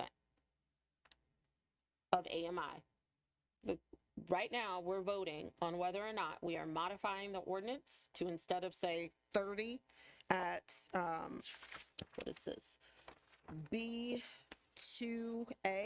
instead of it saying 30% or below. Councilmember DeBala is requesting that 30% to be changed to 60%. That is what's on the floor.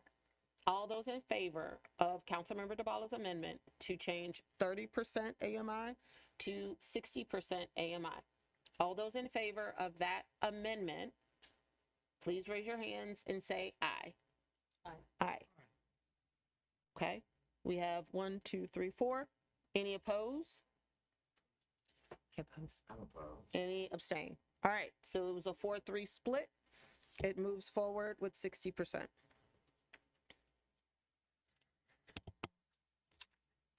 Okay, so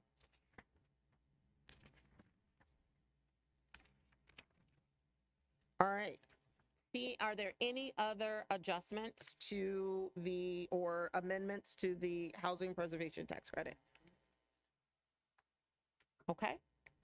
All right, so seeing no additional edits, we're gonna call the vote. All those in favor, well, actually, we need to call the roll. All right. Well, yep. Council, would the clerk please call the roll? Councilmember Fulcher, Yes. Councilmember DeBala, Yes. Councilmember Gibson, Yes. Councilmember Siemens, Yes. Councilmember Honzak, Yes. Councilmember Small, Yes. Mayor Searcy. Aye. Okay. All right. I know we're going a little long in the voting session. Do folks need a break? Yes. Okay. Let's do let's reconvene at 9:30.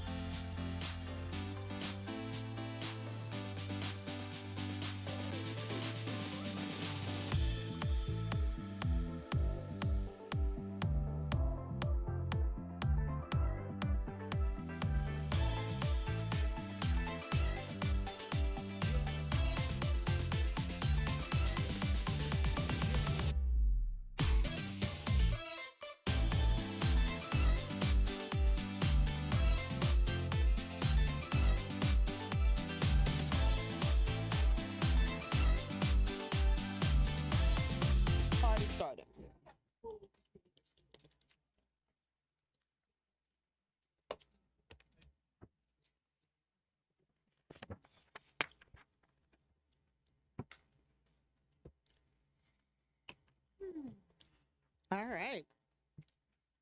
So tonight's last voting item is the first reading ordinance amending Title 6 of the Tacoma Park Code to add provisions to create a new rental housing tax credit. I just want to confirm with our staff that there are no discussions in terms of friendly modifications that were made in terms of the markup that we have for us. We have a new one. Believe there's any changes? No. Thank you. And just as a reminder for folks, there were adjustments that were made, but they were more clarifying. There were some points that were unclear, and so staff worked with city attorneys to clarify. Nothing of substance and nothing that changes the intent. Great. Okay, so with that, we're on the first reading ordinance amending Title 6 of the Tacoma Park Code to add provisions to create a new housing tax credit. Would someone like to move? Thank you, Councilmember Fulcher. Do I have a second? Second. Thank you, Councilmember Small. All right. So for this one, we did receive a few additional amendments. Councilmember Gibson, I just want to kind of give everyone, I'll turn my mic over here, give everyone a quick overview of how this thing is going to work. So I will take each council member's amendments. We'll do it one by one, and then like we just engaged, we will do a hand vote on the suggested edits. We'll do each one separately, and I'll start with Councilmember Gibson. So Councilmember Gibson, your first item was to add to subheading 1 under B, project eligibility, to amend 2A to say no involuntary permanent displacement of residents may occur in the process or result of new construction or renovation. Right. Is there anything that you want to discuss prior to moving that motion? Oh, sorry. Is there anything that you would like to discuss before we move it? Yes. Well, in addition to that was language that I also included, which was requests for an exemption to this rule must be formally appealed to and approved by the Tacoma Park City Manager. After speaking with staff, they suggested that there might be some time that a building would need to be torn down and residents would be permanently and voluntarily displaced, and so that I left that in there. So the context of this, which is in the documents, but I'll have this so that the people in the audience or can hear. The council has been clear that it does not want displacement. So I suggest that let us guarantee that the tax credits from this new rental tax credit do not cause that harm. In various documents, including page 3 of the tax credit presentation, it cites, quote, protect renters from displacement.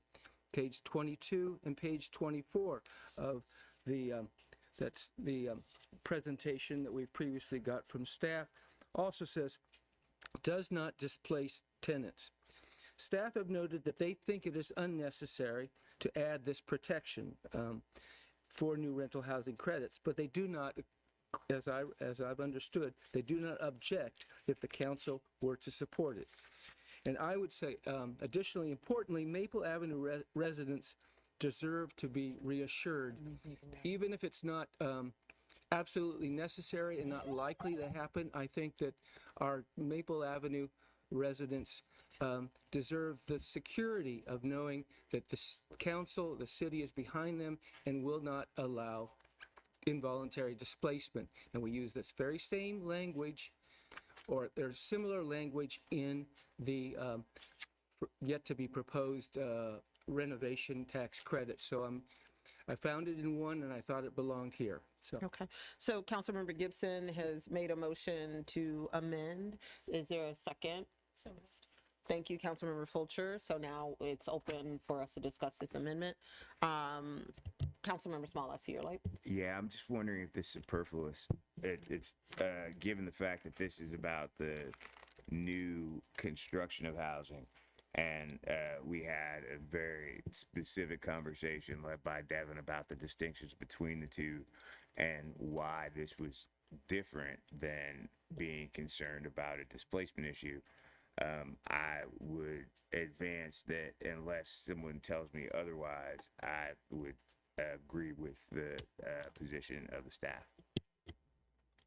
Thank you, Councilmember Small. Councilmember DeBala. I would like to have staff confirm what they said.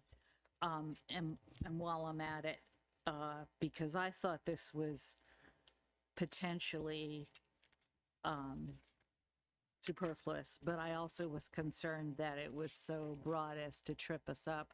But I like the addition of the second part, because rather than listing all the specific times, for example, a condemnation of a building, when a building might have to be torn down and residents might have to be displaced, those very few specific cases. Another way to get at it is to list the examples, and that's kind of cumbersome. So I would appreciate it if the staff could speak to those 2 points, what Council Member Small raised, and then the how you see this exemption working. Thank you.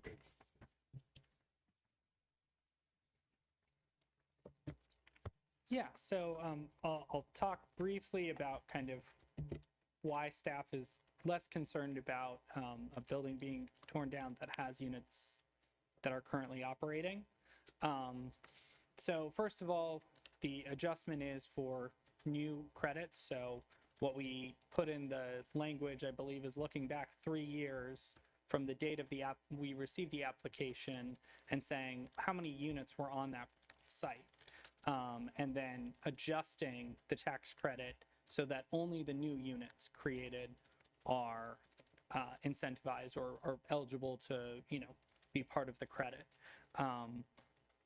There's also just in general, kind of if a building is working, if a building is occupied, there's very little incentive to tear it down because you have additional costs to tear that building down, prepare the site for a new building, and then put the new building up. So it's not, we felt as staff that this incentive is modest to the point where it's not even going to cover that piece of it.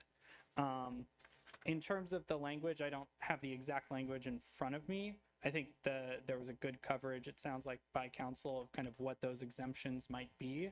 I think from staff's perspective, the reason why that language did not make it in is because it is a little bit trickier than the housing reinvestment.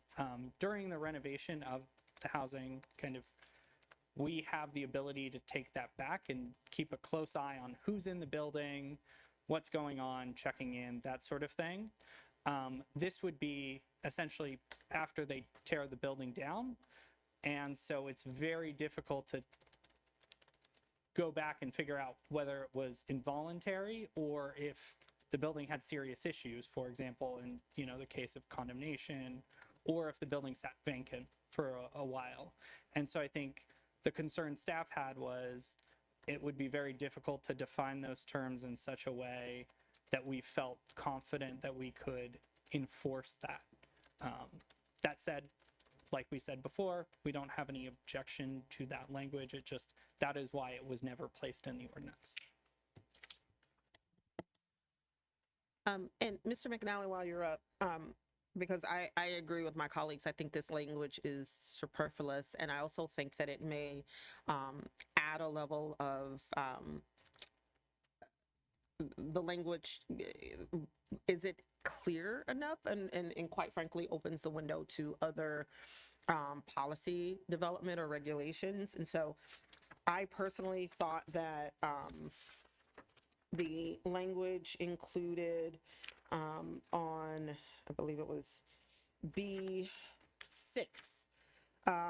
which says that the applicant and owner of site must be in good standing with all state, county, and city laws and regulations. And so given that the county has displacement require, it is B6. It's on page 4 of 6.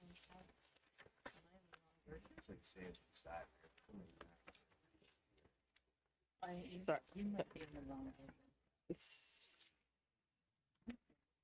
So I don't know which, are you looking at the, Looking at this. is it the combined? 23rd. I'm looking at the first part. You're looking at the clean copy? Okay, I was looking at the markup. No, it is B6 then. It's B6. It is B6, but it's in the clean copy. Can I ask a question of the clerk? So we have this package, and then we have the new versions.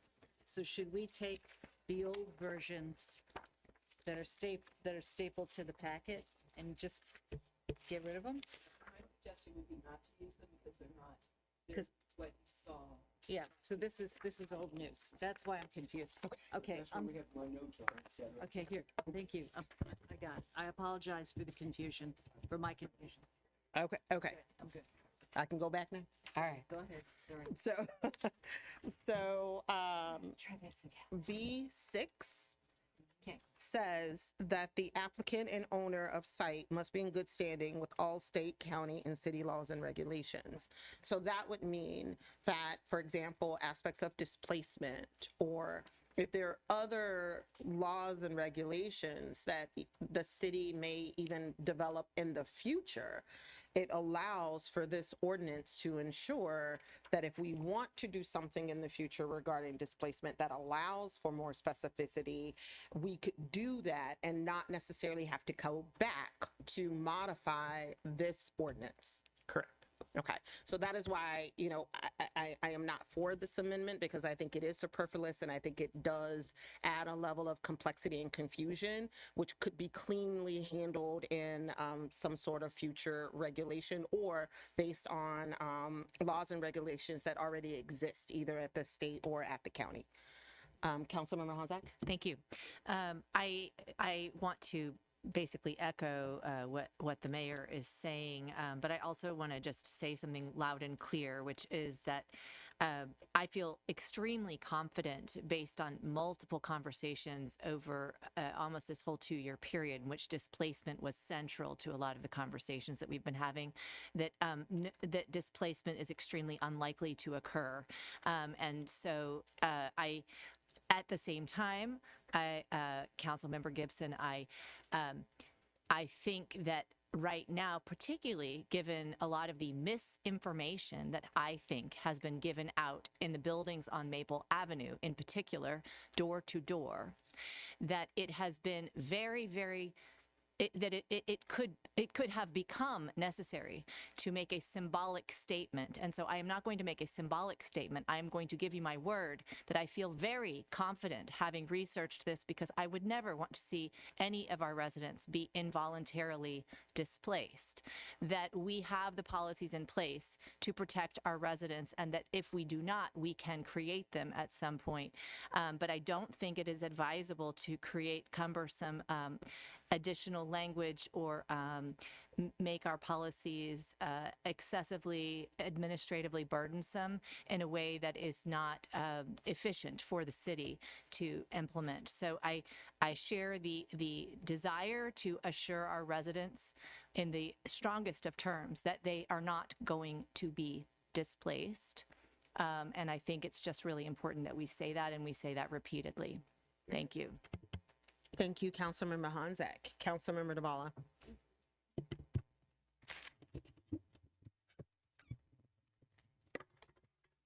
So I feel very similarly that this may be superfluous, so why not say it anyway? Well, I think it does. Now that I'm listening to the discussion, I think this particular set of words does create confusion and supports perhaps a false narrative that building additional units somehow threatens the people who live next door. And I think it's been said a fair amount that we have displacement, we have renter protections already. And the question that I have, which I have asked a number of times, when do we talk about what more we might need specifically as opposed to a general statement of no displacement? And I believe the answer, I'm looking at Devin, is in July you put up a set of 3 things that you wanted the council to do. And number 1 was this package of tax credits. And number 2 was to talk about renter protections and displacement and what more we might need. So you're shaking your head, yes. And so I am going to ask the city manager that we make sure that that gets on the agenda for the new council as soon as possible, so that we can talk about specifically how do we do this. Councilmember DeBala, just to, just form, I determined the agenda. Sorry. No worries. Mayor, would you please? Yep. So. She'll be back. Okay. So point made, I want to talk about the specifics of what more we might need to do given our current structure in the city and the county, rather than have a generic statement at this time. Thank you. Okay. But your point has been taken, Councilmember DeBala, and I will make sure that the city clerk adds that to the rolling list of topics for scheduling. Councilmember Gibson. Yeah, I just want to say I appreciate that comment. I certainly have supported, and if I were here and on the other side of the dais, I will support that we do put a little bit more oomph into our renter protections. This, notwithstanding that, I think that there is very little to lose, very little risk to actually making a symbolic statement of to give security to our residents, that this is something important to us. But thank you, Councilmember Gibson. I'm going to now call the vote. All those in favor of the ordinance amendment proposed to 1B, 2A, the addition of no involuntary permanent displacement of residents may occur in the process or result of new construction or renovation.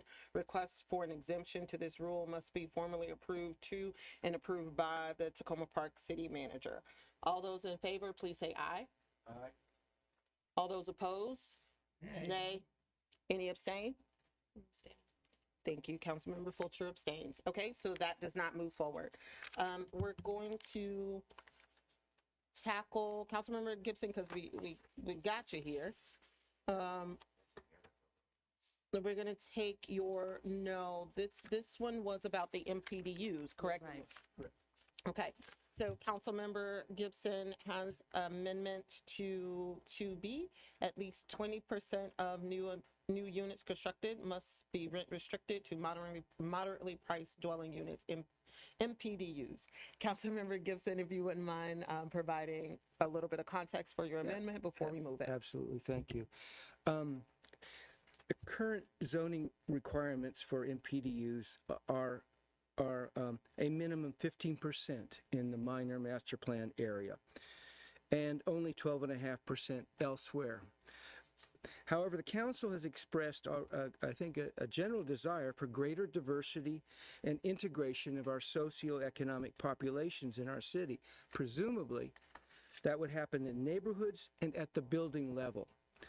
Moderately increasing the minimum percent of MPDUs would address that goal by setting a higher standard than what the county requires and what our minor master plan requires. More specifically, targeting more housing units in this category is more likely to serve lower income, quote unquote, workers, which is referenced in page 12 of the presentation that we got a couple weeks ago, that says, quote unquote, units benefiting from the credit would provide additional housing for workers, ... So I just think that this is consistent with our desire for integration, socioeconomic in the buildings, as well as and that we already have a disparity between two different levels of MPDUs, 12.5 and then 15. I'll leave it at that.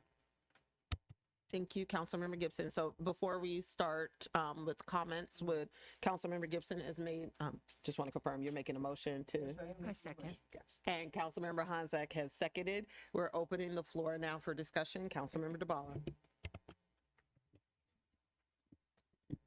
So I looked at this also independently, as it turns out, of Councilmember Gibson. And of the things that we could do to shape or target, assuming we wanted to, the things that we could do to shape or target the new rental tax credit, new rental housing tax credit. This one seems to me, as I understand it, like shooting ourselves financially in the foot. And maybe I'm going to need somebody from housing to make sure I've got this right. But the cost of doing, for a developer, the cost of doing an MPDU unit, that extra 5% from 15 to 20 is gonna be greater than the tax break, so they're not gonna do it. And so I don't see what it gets us other than drives folks to not take the tax credits and not do MPDUs at all, do something else. I guess that's a question. Yeah, so Did I get that right is the question. yeah, so I'll start with kind of it's 5 percentage points higher than the current MMPA requirement.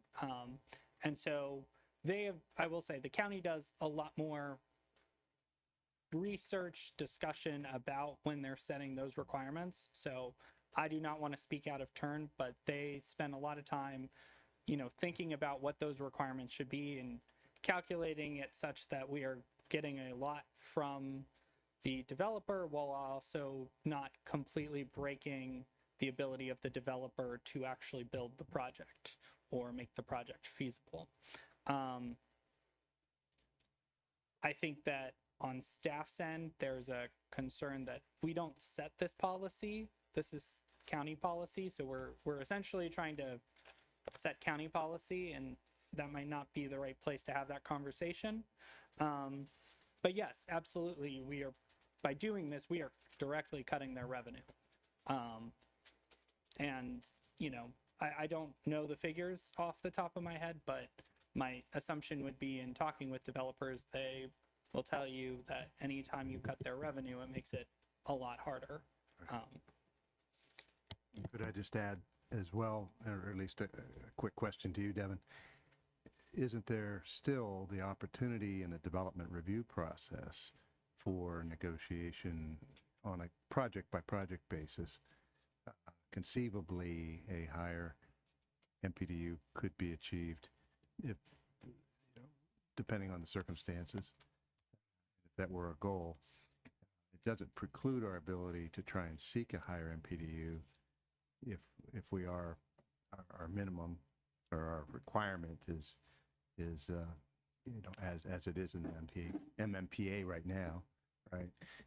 We could hypothetically exceed that through negotiation, the development review process, or the site development process. Is that not the case? I don't want to say that's not the case. I'm just,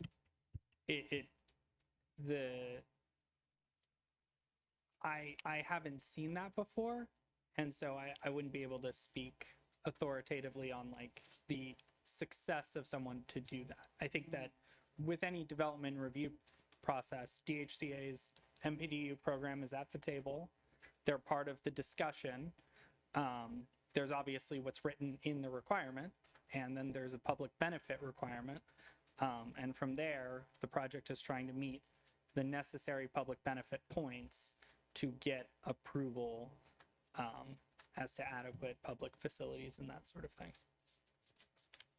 Yeah, I mention that from experience because I've been in cities where they were trying to go above the established policy on a particular project, typically larger ones, not always with success, because to the other point that Cindy made, it definitely, well, in all cases that I was involved in, what I heard from the developer was that the project wasn't going to pencil out even at, going up to say 17%.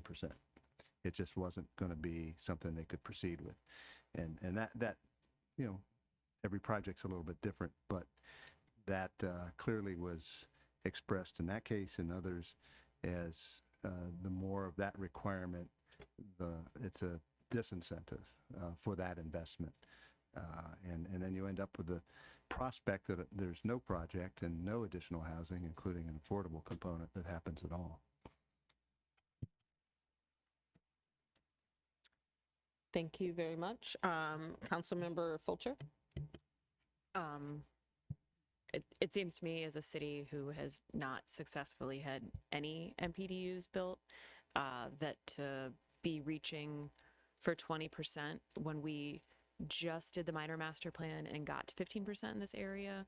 And I think that we are sort of drawing on the county's knowledge of how these programs work with with starting at that 12.5%. And so if you go up to 20%, that's basically like a 60% increase from that 12.5%. And so it just doesn't seem like, that we have the expertise to be making that recommendation. Thank you. Thank you, Councilmember Fulcher. Councilmember Honzak? Yeah, I just want to say that I share the desire that you stated, Councilmember Gibson, to create mixed-use housing. As you said, many of us are interested in that goal ultimately across the city. But I also, more importantly, perhaps, I share the concern that our primary goal here is to get housing built, get the hospital to be replaced or completely redone with housing. This is the nudge towards getting the housing that we're looking for, and I think it's important that we keep in mind that construction costs have gone radically up higher. We saw the modeling out of how much decrease there's been right now in construction of housing, of multifamily housing, and we also have a rent stabilization policy in our city, and that right there is such a massive deflator on kind of what kinds of rents any given property investor is going to get ultimately, that I just don't think this is in our best interest as a city if we're looking to stimulate the kinds of things I think we're all trying to achieve. Thank you, Councilmember Honzak, and I echo those sentiments. I think that I think that if we're just thinking about the new unit, let's say there's a new building that goes up where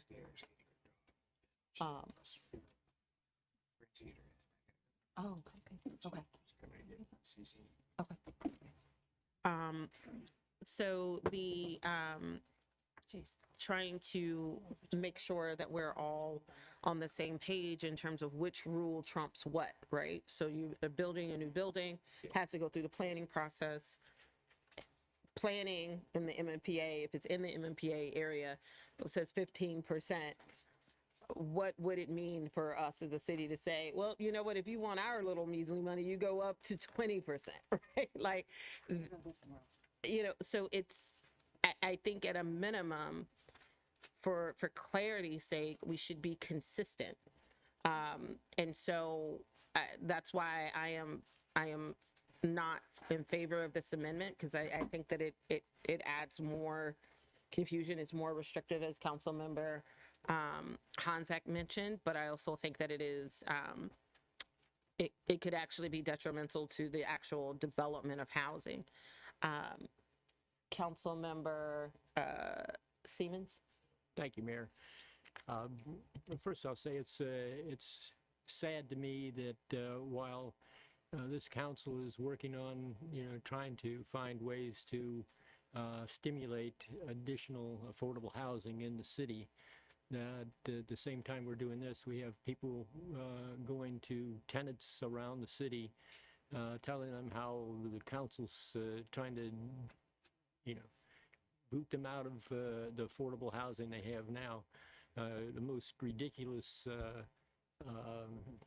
example of that is, tenants that are being subsidized by Housing and Urban Development, a federal program, are being scared to the point of, calling their council member, that would be me, and crying on the phone that they can't afford more housing and lower, to find another place. And, but it's based on people going to them and telling them that they're going to lose their affordable housing, their building's going to be knocked down, and it's going to be a high-rise apartment building. And it's terrible.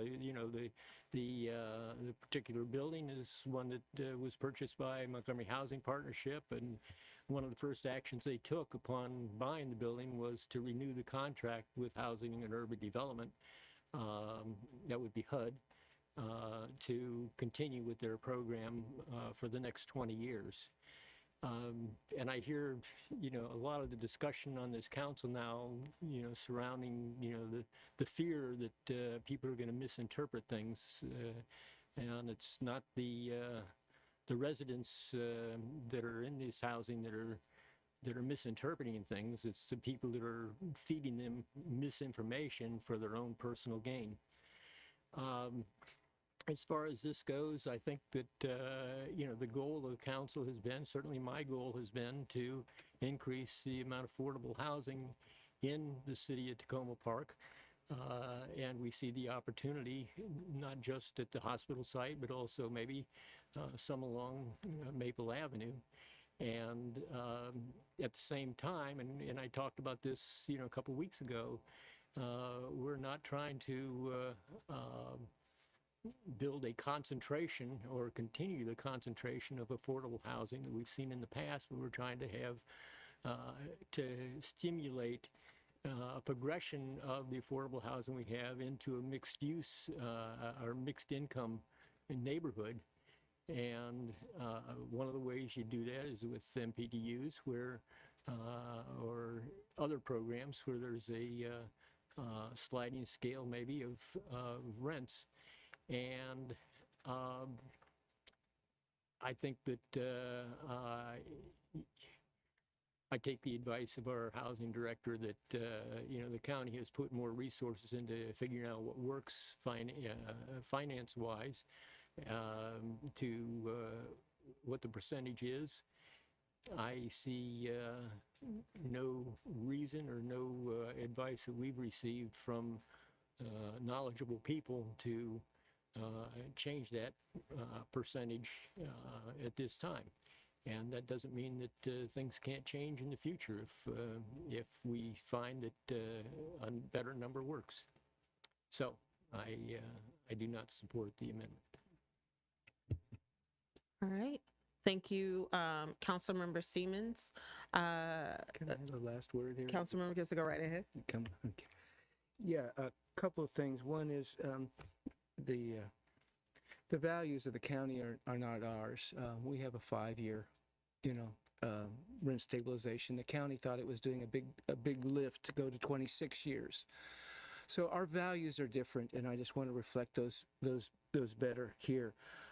I think that my related to this is the problem of so little targeting in this proposition, this new rental housing tax credits. It's not targeted. We don't know quite what we will get. Okay, if it's not what we want, that I would be glad if we change it to what it that it becomes consistent with our values. If it turns out that it's wrong, so I think that my effort was a little bit to add a little bit of targeting. And I see so little targeting, or there's no targeting other than where the mixed use zoning takes place. That's the only targeting that we have here. So anyhow, I'll leave it at that. I'm obviously outvoted, but please consider that our values are not the county's, and that we will want to see what happens with this particular property tax credit in terms of whether it really serves our needs or not. Thank you. Thank you, Councilmember Gibson. We're going to call the vote. So just want to call the vote on Councilmember Gibson's amendment, second amendment, 2B, to amend 2B to at least 20% of new units constructed must be rent restricted to moderately priced dwelling units, MPDUs. All those in favor of that amendment, please say aye. Aye. All those opposed, please say nay. Nay. Nay. Do we have any abstain? And we do have one absent. Okay. Right. So there were two additional edits, amendments that were proposed. Councilmember DeBala proposed a 10-year credit amendment with the idea to adjust, to keep the tax credit 0% for 10 years, but eliminate the phase out from years 10 through 15 of the credit. That would involve changing 6.16190D3 from 15 to 10, and then deleting 6.16.190D4, delete for the first 10 years, and then to delete 16.190D5 through 9. Councilmember DeBala, is there any additional description you want to provide? Thank you. For this one. I think I talked to this a little bit last week, that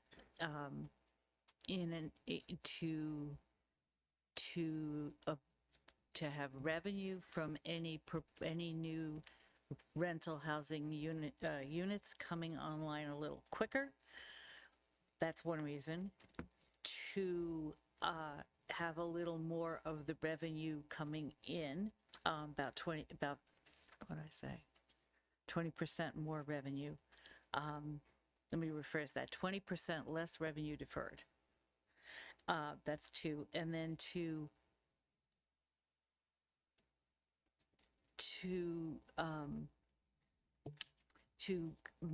not match, but coordinate with more typical financing frameworks, which are 10 years, not 15, as I understand it, not being a housing expert.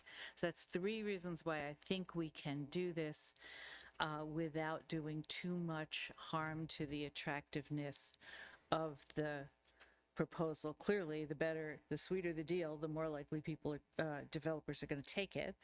But I think that we should discuss that, whether this is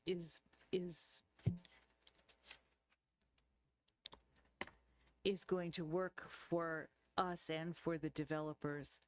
And I have consulted with staff who, of course, said the sweeter the deal, the better the bait, the bigger the fish. But that we could get away with doing this. So that's my proposal, and that's why. Great. So Councilmember DeBala has, I'm assuming you're moving, I would like to move this amendment. Move this amendment. Thank you. We got like 35 seconds. So now we can talk about it. One thing that I think would be really helpful is to ask for the staff to provide a little bit of a description of what the potential impacts of shortening this credit from 15 to 10.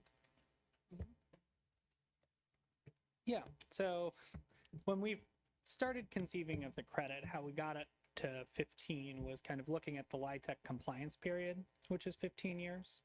That said, the short answer is if we remove this, we are, essentially removing some of our incentive, right?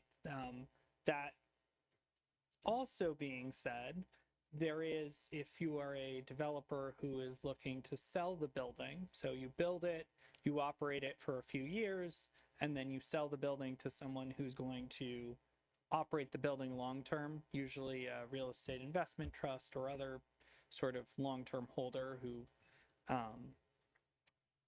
deals in that sort of thing. You're going to try to do it within about 10 years, give or take. So the short answer is that it really is the amount of subsidy that we're willing to give up and put into the incentive. If you make the incentive less, it's going to show up in their bottom lines when they're looking at their pro formas. And that'll be kind of the impact. So. Thank you.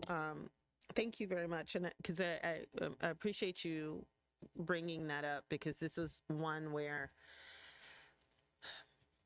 I was going back and forth about, right? Like, yes, it would be helpful to get some of, start to recoup some of those higher level tax potential revenues, getting them on the rolls sooner. But if they don't bite, there's no additional tax dollars to gain at all. And for some reason, I had 15 years ingrained in my head. I think it's because everyone has just been telling me in terms of developers and like 15 years. So it does sound like the 15 is a bit of a number that is thrown around quite a bit for a reason, right? In terms of how the financing works. I saw other lights, but now I don't see them. Nobody has anything to say. Okay, Councilmember Honzak. I did. I definitely did. I think that in principle, I get excited about this one because of the potential of shortening the time period because it is such a huge dollar amount. At the same time, I am super concerned that we haven't done the financial analysis on this one and asked some of the same questions, sort of the build versus no build. And I don't recall, I'm sorry, I went back and watched actually last week's YouTube to get some points, but I didn't look at this one because I just saw this amendment yesterday. Did our consultant at least try to answer this question using some of the modeling that they had?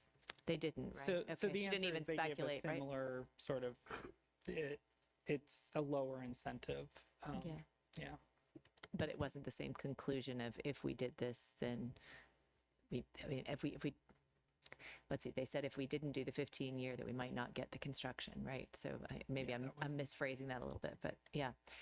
I think it's tricky. I'm just saying to my colleagues, I think the tricky thing is that what this might mean in my mind is that we would potentially be sitting on a hospital that's with no action for longer versus shorter. Then again, we could bring this back up for the agenda. And I don't know when we would decide was the critical moment to do that. If nothing was churning, because we want things to be churning right now. That's the second one. Yeah. Anyway, I don't know. I think this one's real tricky. Councilmember Gibson. Yes, I think that the lack of financial analysis does make one hesitant to make any change. I also think that there is no magic number, period. If the 15 years, 10 years, 12 years, and I haven't heard any enough to convince me that the 15 years is the number.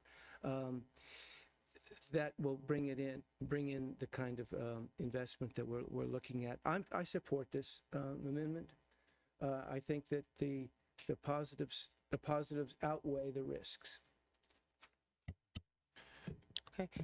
City Manager DeSpirito. Yes, I just wanted to add one additional consideration with respect to greater than 10 years, and that is that the financing end of it for developers who are taking a risk, making big dollar investment.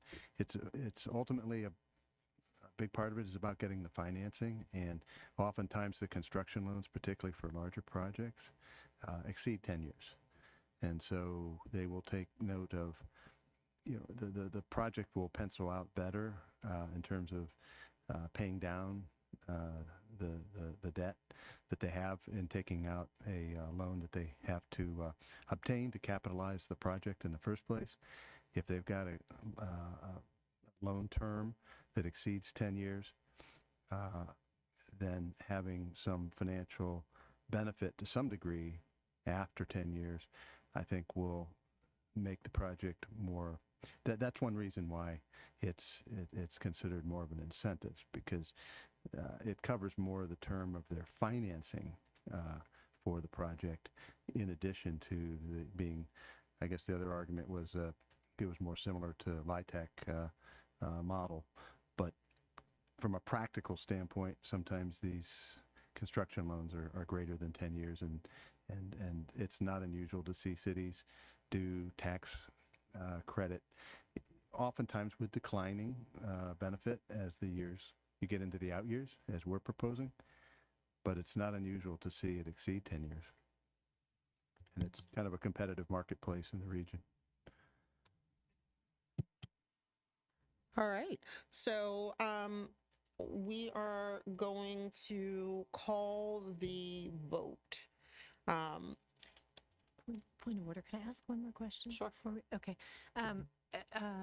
Mr. McNally or City Manager, do you think that there is a distinct possibility that moving from, say, 15 years to 10 years, if we were to get some sort of deal, that we might be more likely to see a lower level of public benefit that gets proposed as part of the deal package, because they would sort of be trying to minimize, I mean, they would still have to meet the points, but we might conceptually get sort of lesser public benefits possibly because they'd be trying to shave off as much as possible to make the deal work. Does that make sense? I mean, you'd still have to meet the same number of points because the deal would be the deal. But I mean, I'm also looking at our city manager, because you've seen some of these deals go through, and obviously, you said something like pro forma. I mean, I'm like, well, what do we get at pro forma? Well, I just think logically, to me, the greater the benefit over, the greater the affordability of the project to the developer over time increases the prospect that they can invest more in a public benefit.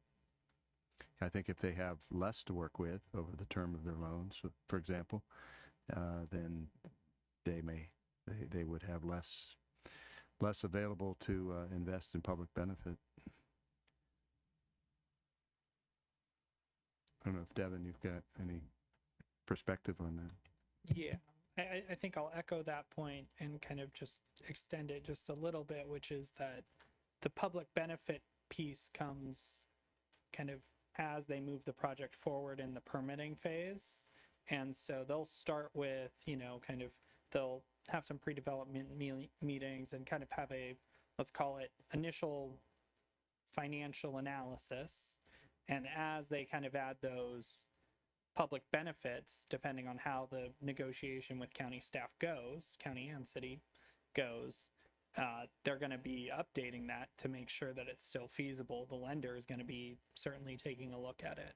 So it removes some of that cushion, is essentially. And sometimes projects have to refinance during the course of their construction, during the course of their debt obligation, their construction loan term, and that means you get a fresh set of eyes from another financial institution, or they've got to shop it to find maybe better interest rates and so forth. But these kind of, ultimately, what do they have to work with is often what it comes down to.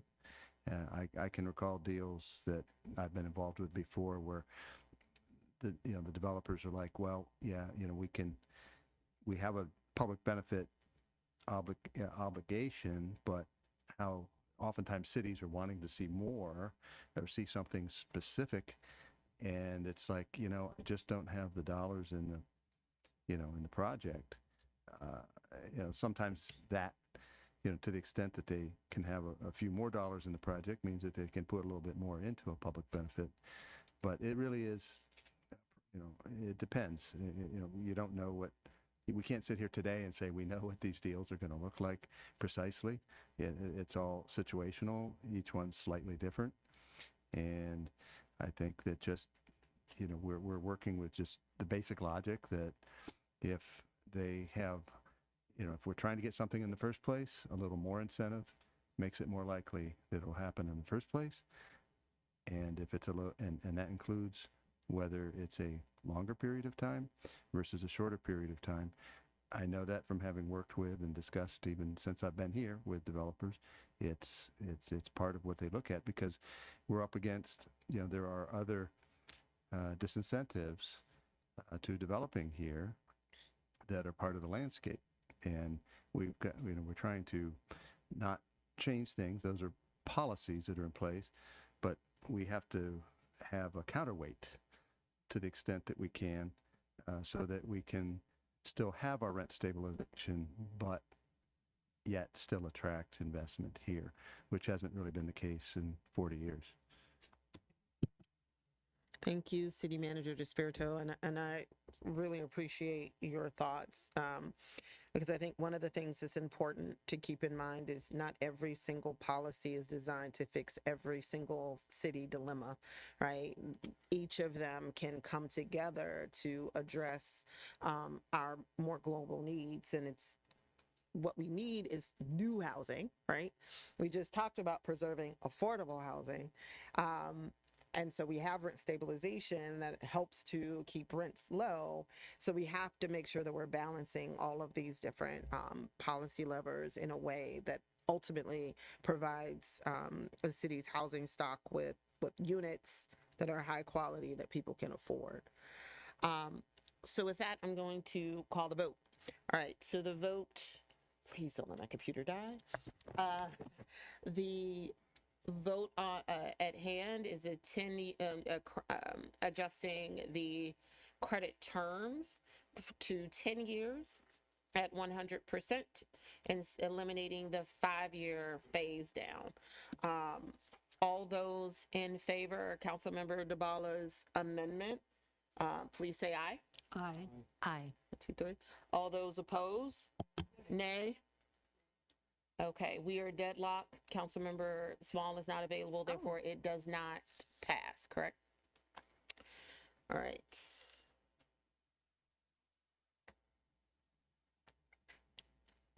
Okay.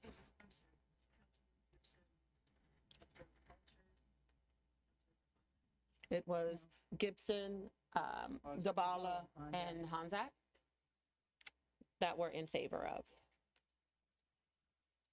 Okay, the next amendment that Councilmember DeBala has is adding language to the ordinance. The city manager shall report annually to city council on the issues of these tax credits and provide an assessment of the results of the impact of these credits after the first 5 years of enactment.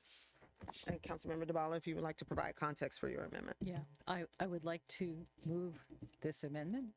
I'm going to forget it. I forgot it last time. I'd like to move the amendment. The reason that I'm proposing this, how many times tonight have we said we're not completely sure what's going to happen? And so, yes, there's an annual housing report. Yes, of course, we will hear from staff every year during the annual housing report about how this is going. But I feel with a new council coming in that we should have a date certain that we look at how it's going and what the results are. Are we getting flooded? Are we getting the wrong kind of rental housing coming in? Are we getting nothing? Which if the 10-year credit had 10-year rule that I suggested had passed, maybe that would happen. I feel like we need to really state that as a matter of policy, that we will expect to come back to this in 5 years. I looked, as did Councilmember Gibson, at a number of ways to target this tax credit so that it's not everything that walks in the door is okay. everything is treated the same. And staff will tell you that I went through a lot of different iterations. What if we tried it this way? What if we did that? None of them, to my satisfaction, came out as being practical to do and achieving the result of targeting. So instead we talked about, well, let's take a look. Let's take a formal look at where we are. 5 years is about the right time to see proposals coming in the door. Maybe things aren't going to be built, but we know what's going to come in the near future. 3 years seems too short. 7 is getting kind of out there. So that's the reason why I'm proposing this. Thank you. Thank you, Councilmember DeBala. So Councilmember DeBala moved. Do we have a second? Second. Thank you, Councilmember Gibson, for seconding. Are there any other points of discussion? Councilmember Gibson? Yes, I guess, well, I support this, but I question, Councilmember DeBala, what it means by the uses of these, well, the distinction between the uses, which would happen, city manager said annually, the annual one, versus what the review that you're talking about. So how different is the annual report that Housing and Community Development would do versus your 5-year? What would be different? I would let staff talk to what they do in an annual housing report. What I was thinking is that annual housing report is a report. This is what's happening. An assessment is, and how is it going? Is it meeting our goals? Does that help? Is it meeting our goals? Is that not covered in an annual report? I think Councilmember DeBala is pretty on the nose with kind of how the annual housing report works, and from the conversations that staff has had with her, what she's kind of looking for in an assessment. We go through kind of in the housing report everything the division and is doing. So that's COLTA cases all the way on through to this tax credit. What are the how many applications did we receive? How many units are in the pipeline? That sort of thing. So very high level. From the conversations with Councilmember DeBala, the assessment is looking at what are the types of projects are we seeing?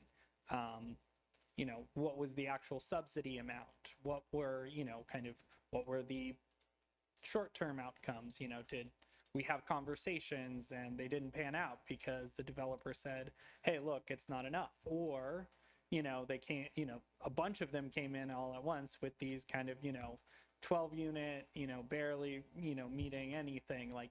So I think that was my understanding of kind of what it is and what our current practice is on kind of how we report out annually. So the use of the terminology that's in this amendment is clear enough to you as in terms of what it means. Okay, fair enough. Okay, Councilmember Hanzak? Councilmember Gibson, is that an old light? Perfect. Councilmember Hanzak? I just want to say I strongly support this. I think given that this would be a newer policy lever that we would be trying to implement, I think it's really important that we leave a call to action to the staff as well as future councils about what it is that we hope will get done. And I think this provides that kind of a guidance and clarity. Thank you for that. Councilmember Fulcher?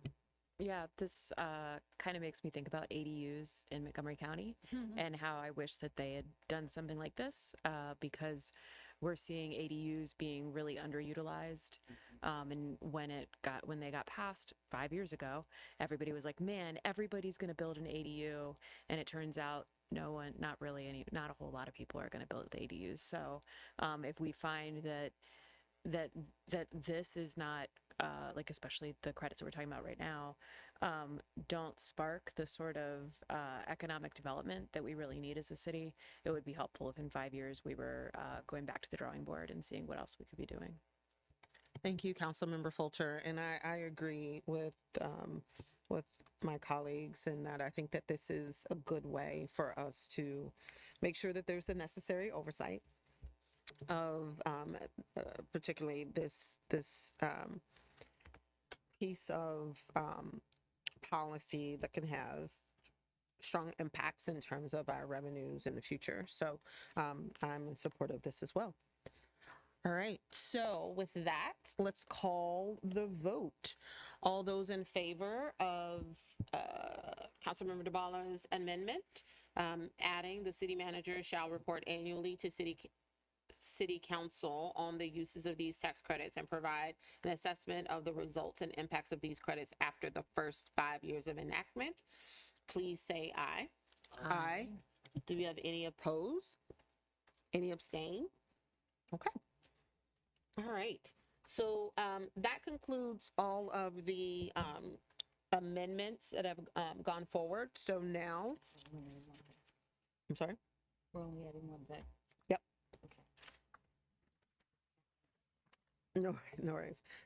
So now we're going to call the vote for the ordinance as a whole, as amended, I'm sorry. Although, I could think the clerk needs to call the roll. Councilmember Fulcher? Yes. Councilmember DeBala? Yes. Councilmember Gibson? Yes. Councilmember Siemens? Aye. Councilmember Honzak? Yes. Councilmember Small is absent. Mayor Searcy? Yes. Okay, great. So we will have the second reading of both of the tax credit policies next week. So now we're in the home stretch, and you know what? The officers did not have to bring a sleeping bag. So we're going to. We're not done yet. So now we are going to move into our work session. First item, procurement of 12 police patrol vehicles. All right, let me shake myself off here. More information on housing than I ever expected to know. So thank you for the opportunity this evening. We're requesting the purchase of 12 gasoline marked patrol vehicles to replace the same like vehicles. All of these vehicles are used for high visibility patrols. Those are the vehicles that you see with graphics on them. When they say marked patrol vehicle, that's what the distinction is between unmarked, don't have graphics. Marked vehicles have graphics. They're essential for our patrol operations. Many of you came out to Public Works earlier today and saw firsthand the state of our fleet. We appreciate that. We felt that was important that you all really saw firsthand what we were dealing with. We've not replaced any of our marked patrol vehicles since 2021 due to challenges in acquiring pursuit-rated hybrid vehicles. All of the vehicles that we're purchasing or proposing purchasing have been budgeted through the ERR. They've been authorized through the Vehicle Replacement Committee the city has and approved in this year's budget. 3 of the vehicles are carryovers from last year, meaning we could not find any hybrids that were available for purchase, so we carried the money over to this year. 9 of the vehicles were scheduled for replacement this fiscal year, so 12 in total. 3 from last fiscal year, the money was carried over. 9 from this fiscal year. Several of the vehicles in our fleet, as you all saw, are in desperate need of replacement. 2/3 of our marked patrol vehicles are recommended to be deadline. We have 12 to 13 officers that are driving vehicles. They're assigned vehicles that should be deadline, meaning they should no longer be in service. Many of the vehicles that we have already been taken out of service. We have vehicles sitting up at Public Works that are in need of an engine, but it's just not cost effective to replace an engine of a vehicle that's no longer serviceable over 100,000 miles, et cetera. These vehicles are breaking down frequently, which is causing increased maintenance cost. You spoke to Public Works. Keith Perry from Public Works spoke to some of the challenges with that. In addition, the paint on a lot of the vehicles is chipping, the graphics are fading. It does not support a professional image of a police department. It's also a morale issue. Officers spend 12 hours a day in these vehicles. The exterior is the same as the interior. It's also a recruiting and retention issue. Officers, we're competing with officers for other jurisdictions that have new, nice cars. So if someone comes for an interview at our police department and they look at some of these vehicles in our lot, they're less inclined to apply here. I mean, and that does make a difference. It's also keeping our officers. In the agenda memo, we've spelled out the status of our fleet, the challenges in acquiring the hybrid vehicles, hybrid pursuit-weighted vehicles, as well as the challenges of transitioning to an electric patrol fleet. This issue is not unique to our agency. The city is committed to transitioning to a fully electric fleet. However, and this is an involved and costly process. That's not just for the police department, but it's also for Public Works and all of our other vehicles. The city's sustainability manager is putting together a long-term plan to transition the city's fleet to EVs. This plan is expected to be presented to the council in the near future. This involves a multitude of things. It involves rapid charging apparatus that will be needed here in the city. It involves chargers that potentially, if we're talking about officers at their residences, the infrastructure is just not there, and we spelled out some of the issues within the memo. We'll continue to work with the city. I've said this multiple times that we're committed to going to a green fleet. We are still here. And, you know, I think it's important to understand that we're committed to doing that. At this point, though, however, you know, our most important thing is to provide public safety service to the residents of the city of Tacoma Park. And the only way we're going to be able to do that is to go to the gas vehicles. I cannot stress enough how critical obtaining these vehicles are to us being able to provide public safety service to the residents of our city. And I've been the chief here over 6 years, and I don't think I've ever come before you when I've asked for anything and I've made that statement. I may have thought that things were beneficial to us providing public safety service, but this is critical to us providing public safety service. So with that, I'm open to questions from the council. Thank you very much, Chief. Councilmember Gibson. Yes, thank you, Chief. There are three main ways of looking at this. It seems like it's the number of vehicles, the kind of vehicles, and the kind of equipment. I have a question, since the proposal is for SUVs and gas rated. Let me back up by saying, notwithstanding that we'll hopefully have a sustainability plan for electric vehicles, I understand the need and accept the need to get gas vehicles now. So I have no problem with that. It's disappointing, but my question then goes to the number and the equipment. So I question, are SUVs and pursuit rated SUVs standard in the state or in this region? SUVs are standard pretty much across the country now. Police vehicles transitioned from sedans probably 5 or 6 years ago. The main products that are made, Ford, the product that we use, only makes a pursuit-rated SUV. They no longer make a pursuit-rated sedan. Understand that our SUV is essentially put on the same chassis as a sedan. It is just an SUV, so it's the same size chassis. We don't have these large, oversized Chevy Tahoe SUVs. Ours are mid-size. But to answer your original question, the vast majority of police agencies have transitioned to the SUVs for their patrol vehicles. And the other part of the question had to do with how common is it to have to require pursuit-rated vehicles? Do all police departments, all police forces require pursuit rated? Absolutely. For their patrol fleet, which we're talking about here, it would be negligent. Let me say that again. It would be negligent to put a police officer who is in a patrol capacity into any other vehicle than was a pursuit-rated vehicle. And we've talked extensively about what that is. The wording pursuit is not the best description. We're talking about increased braking. We're talking about ballistic doors. We're talking about a multitude of different things. But to answer your question, yes, it is common practice across the country for officers in a patrol capacity to have pursuit-rated vehicles. Thank you. Thank you, Councilmember Gibson. Seeing if there's any more lights. Councilmember DeBala. Yeah, thank you for going over in such excruciating detail with me the conversion to electric vehicles and what some of the unique challenges are for patrol vehicles versus all the other types of vehicles we have in our city fleet, and everybody else has as well.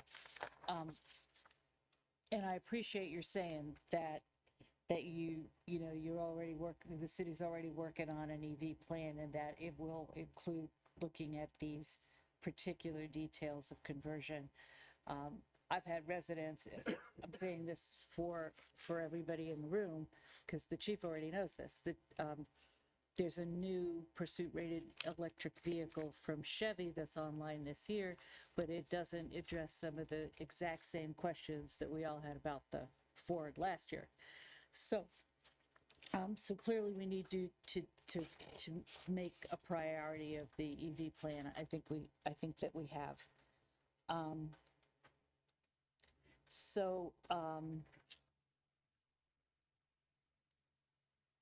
The other thing that you and I talked about was the idea of exploring whether it makes sense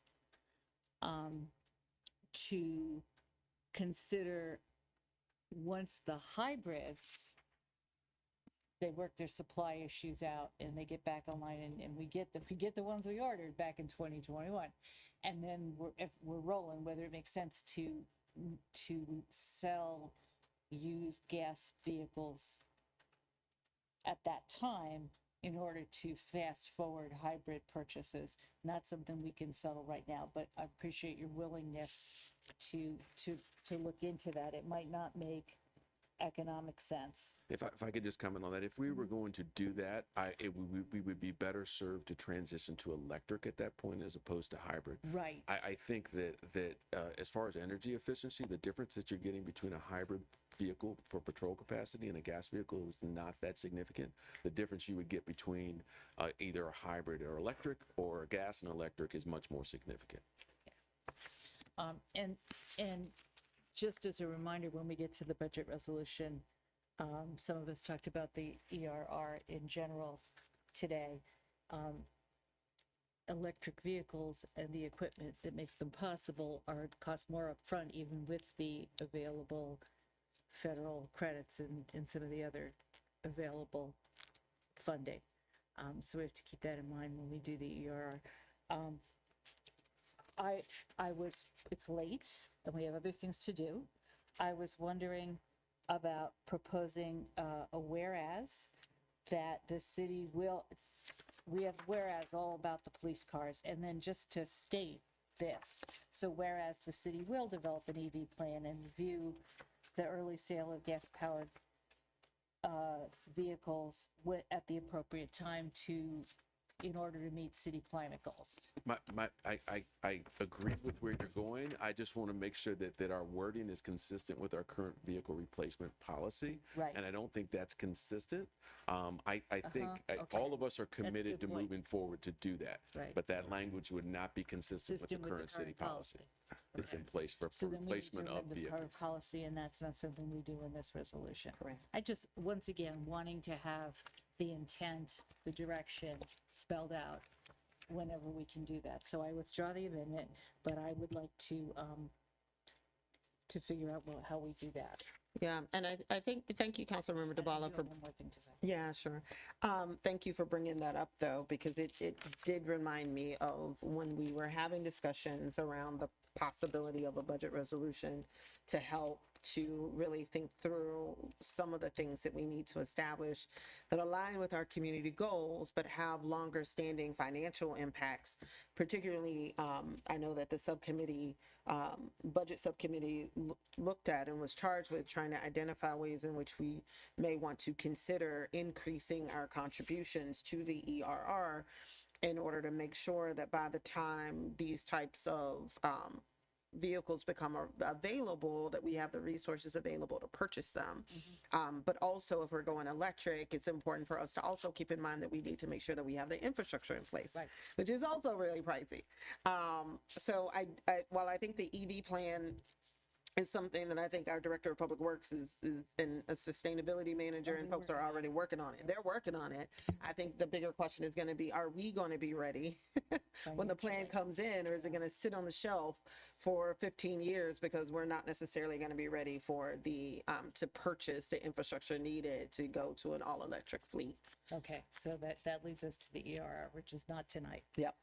And so, as you already know, I really don't want to vote for this, but I don't see another choice.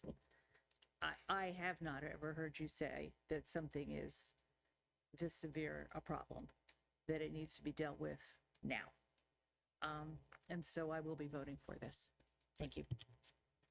Thank you, Councilmember DeBala. Councilmember Fulcher. Thank you. How many people that are in the Tacoma Park Police Department currently have EVs? I know that Captain Holmes has one. Is that, yeah? We currently have 3 EVs. I'm sorry, I couldn't hear you. I'm sorry, we currently have 3 EVs. Thank you. 2 of them are utilized by our parking enforcement division. Much easier for vehicles that are not take-home vehicles to transition, and they can charge them when they go home and so on and so forth.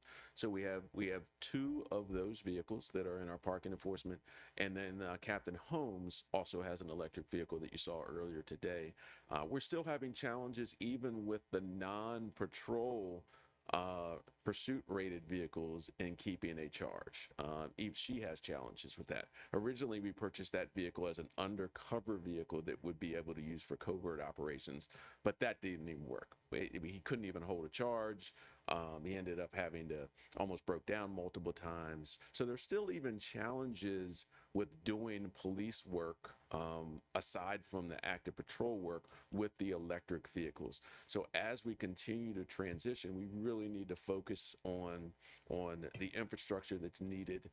It's almost as we talked about earlier, I almost envision once we get there, and that's not just us, we have the ability region-wide, as you do go to a gas station now, you could go to an electric charging station. I mean, the only one we have that's similar to that is Dooley's up in the junction. But I think that's going to be the ticket as far as charging outside of a fast charging station here in the city of Tacoma Park. So we're going to have to evaluate how quickly that's done regionally. And I think our region is much more progressive than others. So hopefully that's quicker sooner than later. But right now we have 3 electric vehicles and 18 hybrid vehicles.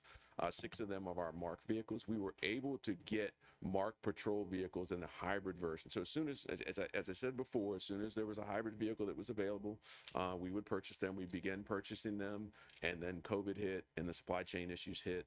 But we were able to get 6 hybrid vehicles prior to that. If the supply chain issues and all of the backlog issues no longer exist, we obviously are going to transition back to the hybrids. Do you envision that it'll be easier to have your leadership transition to electric sooner than your patrol? I think absolutely. So for example, I think they're challenged. Younger officers sometimes might not own a house. I own a house. So for me, for example, it would be easier for me to possibly have a charging station at my house. I don't drive as much. I drive to and from work. So yes, it would be easier. But Captain Holmes lives in Anne Arundel County. She drives farther than I do. So it's all a matter of, it's not an apples to apples comparison, but yes, I think of all of the sworn staff, command staff are probably the easiest because they're not like detectives. We don't get called out to scenes and we're not doing surveillance or so on and so forth. So the goal is, and I think I said, I don't know if it was with your group or the other group that we had to, the next vehicle I get is probably going to be an electric vehicle. Same with the deputy chief, same with the captain. I think that's how we transition in that fashion. But we still have to factor in, do we have sufficient charging apparatus once we start getting, so now we have 6 electric vehicles, but we only have 2 charging stations here. So so as we do that, we're going to have to increase the charging stations here. A fast charging station can cost anywhere from $100,000 to $400,000. So you're talking major money. as the mayor said earlier, you're not just talking about the ERR for the replacement of the vehicles, you're also talking about the infrastructure that's going to be needed to transition. Long term, there'll be savings, but short term, up front, there are going to be costs associated with making this transition that, as the mayor said, you're going to have to make that decision from your side of the dais here on what is what's in the best interest of the city. And do you know when your car is supposed to be replaced approximately? I probably about 6 years from. So we I think got a little My while. car is a 2020. We got a little while to figure out how to put the money in the ER. Mine is That's a good. while down the road, but we do have some vehicles that could possibly we could transition to electric. But like I say, we just need to. The more vehicles we start bringing on, the more infrastructure we're going to need here. We're going to have to figure out how we go about, charging, outside of the city, and that still goes back to what I said earlier: readily available charging stations. At times, Captain Holmes needs to charge at the Walmart by our house to be able to get to work. So, I mean, going to get a cup of coffee and, shop for while you're Thank charging you. your car. All right. Correct. Seeing no more lights, I am just going to say I appreciate Director Braithwaite and you and your staff for walking all of us through seeing is believing, right? I think a lot of times we make some assumptions about the quality of the vehicles that are deadlining, and that we think of them from the same perspective as our home vehicles, as a person who drives a 14-year-old car, but it's not the same. And so when you see the vehicles up front, and you also see and understand how much time our staff spends in them, and then you have to think about how that might feel going in, day out in a seat that's completely worn and faded hood. It's important for us to make sure that we're providing not only fiscally responsible of our budget, but are providing a safe, quality work environment for our staff. So thank you so much for all of your work on this, and we look forward to having it come back to us next week for a vote. All right. Thank you so much. Have a Thank good you. evening. Nope, this is a work session. All right. Will you be available to sit here for like a couple hours before we do that?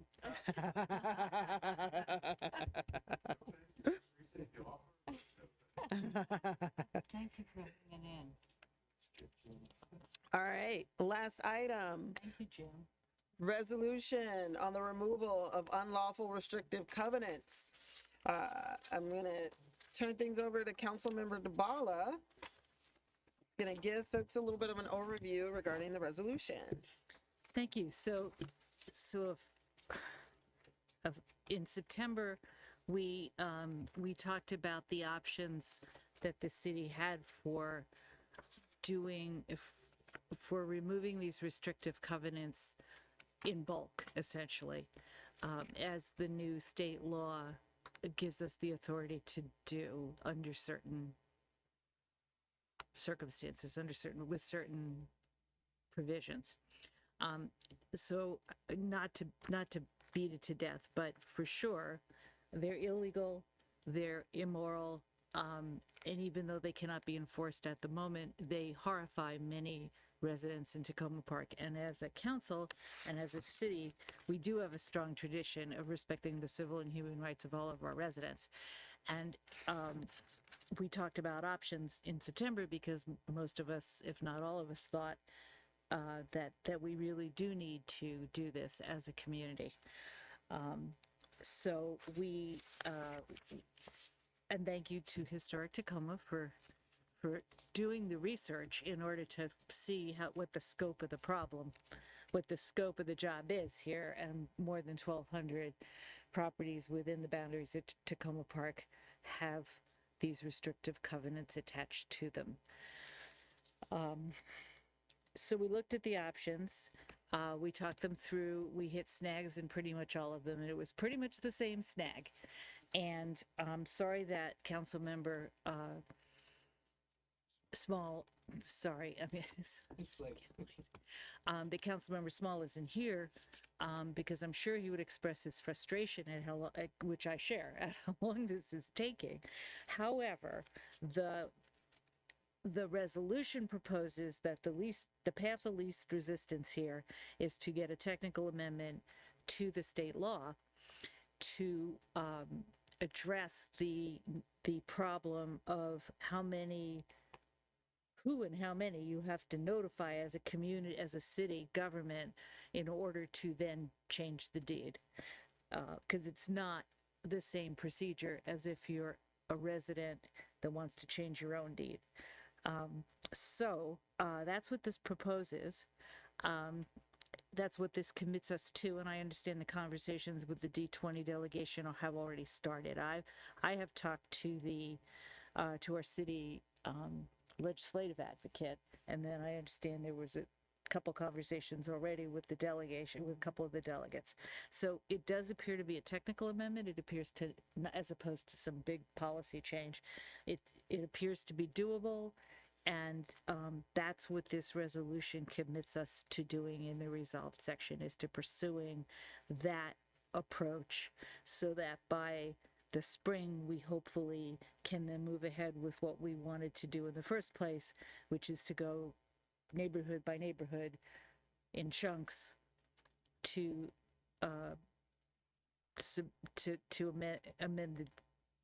remove these racially restricted covenants from the deeds, and the subdivision agreements to back them up. Any questions? Or did I? No, you did a fantastic job, and I want to thank Councilmember DeBala for, but also being one of the first drafters of the resolution. So we really appreciate your work. And so the big thing for folks to also keep in mind is that one of the big pieces, as Councilmember DeBala mentioned, was getting the technical amendment, but the other piece also relates to committing the future council to revisiting the issue later in the budget process to determine whether or not there's a need for any kind of budgetary action. Like, so if we hear back that, hey, no, we can't avoid having to go through this process of first class mail and the like, the last resolve clause is really designed to make sure that the future council understands that this is something that we are really committed to doing. Okay. Any other points of discussion on this? All right. Not seeing any more lights. I want to thank everybody for the long evening, but it's been a very fruitful discussion, and I hope everyone have a great night.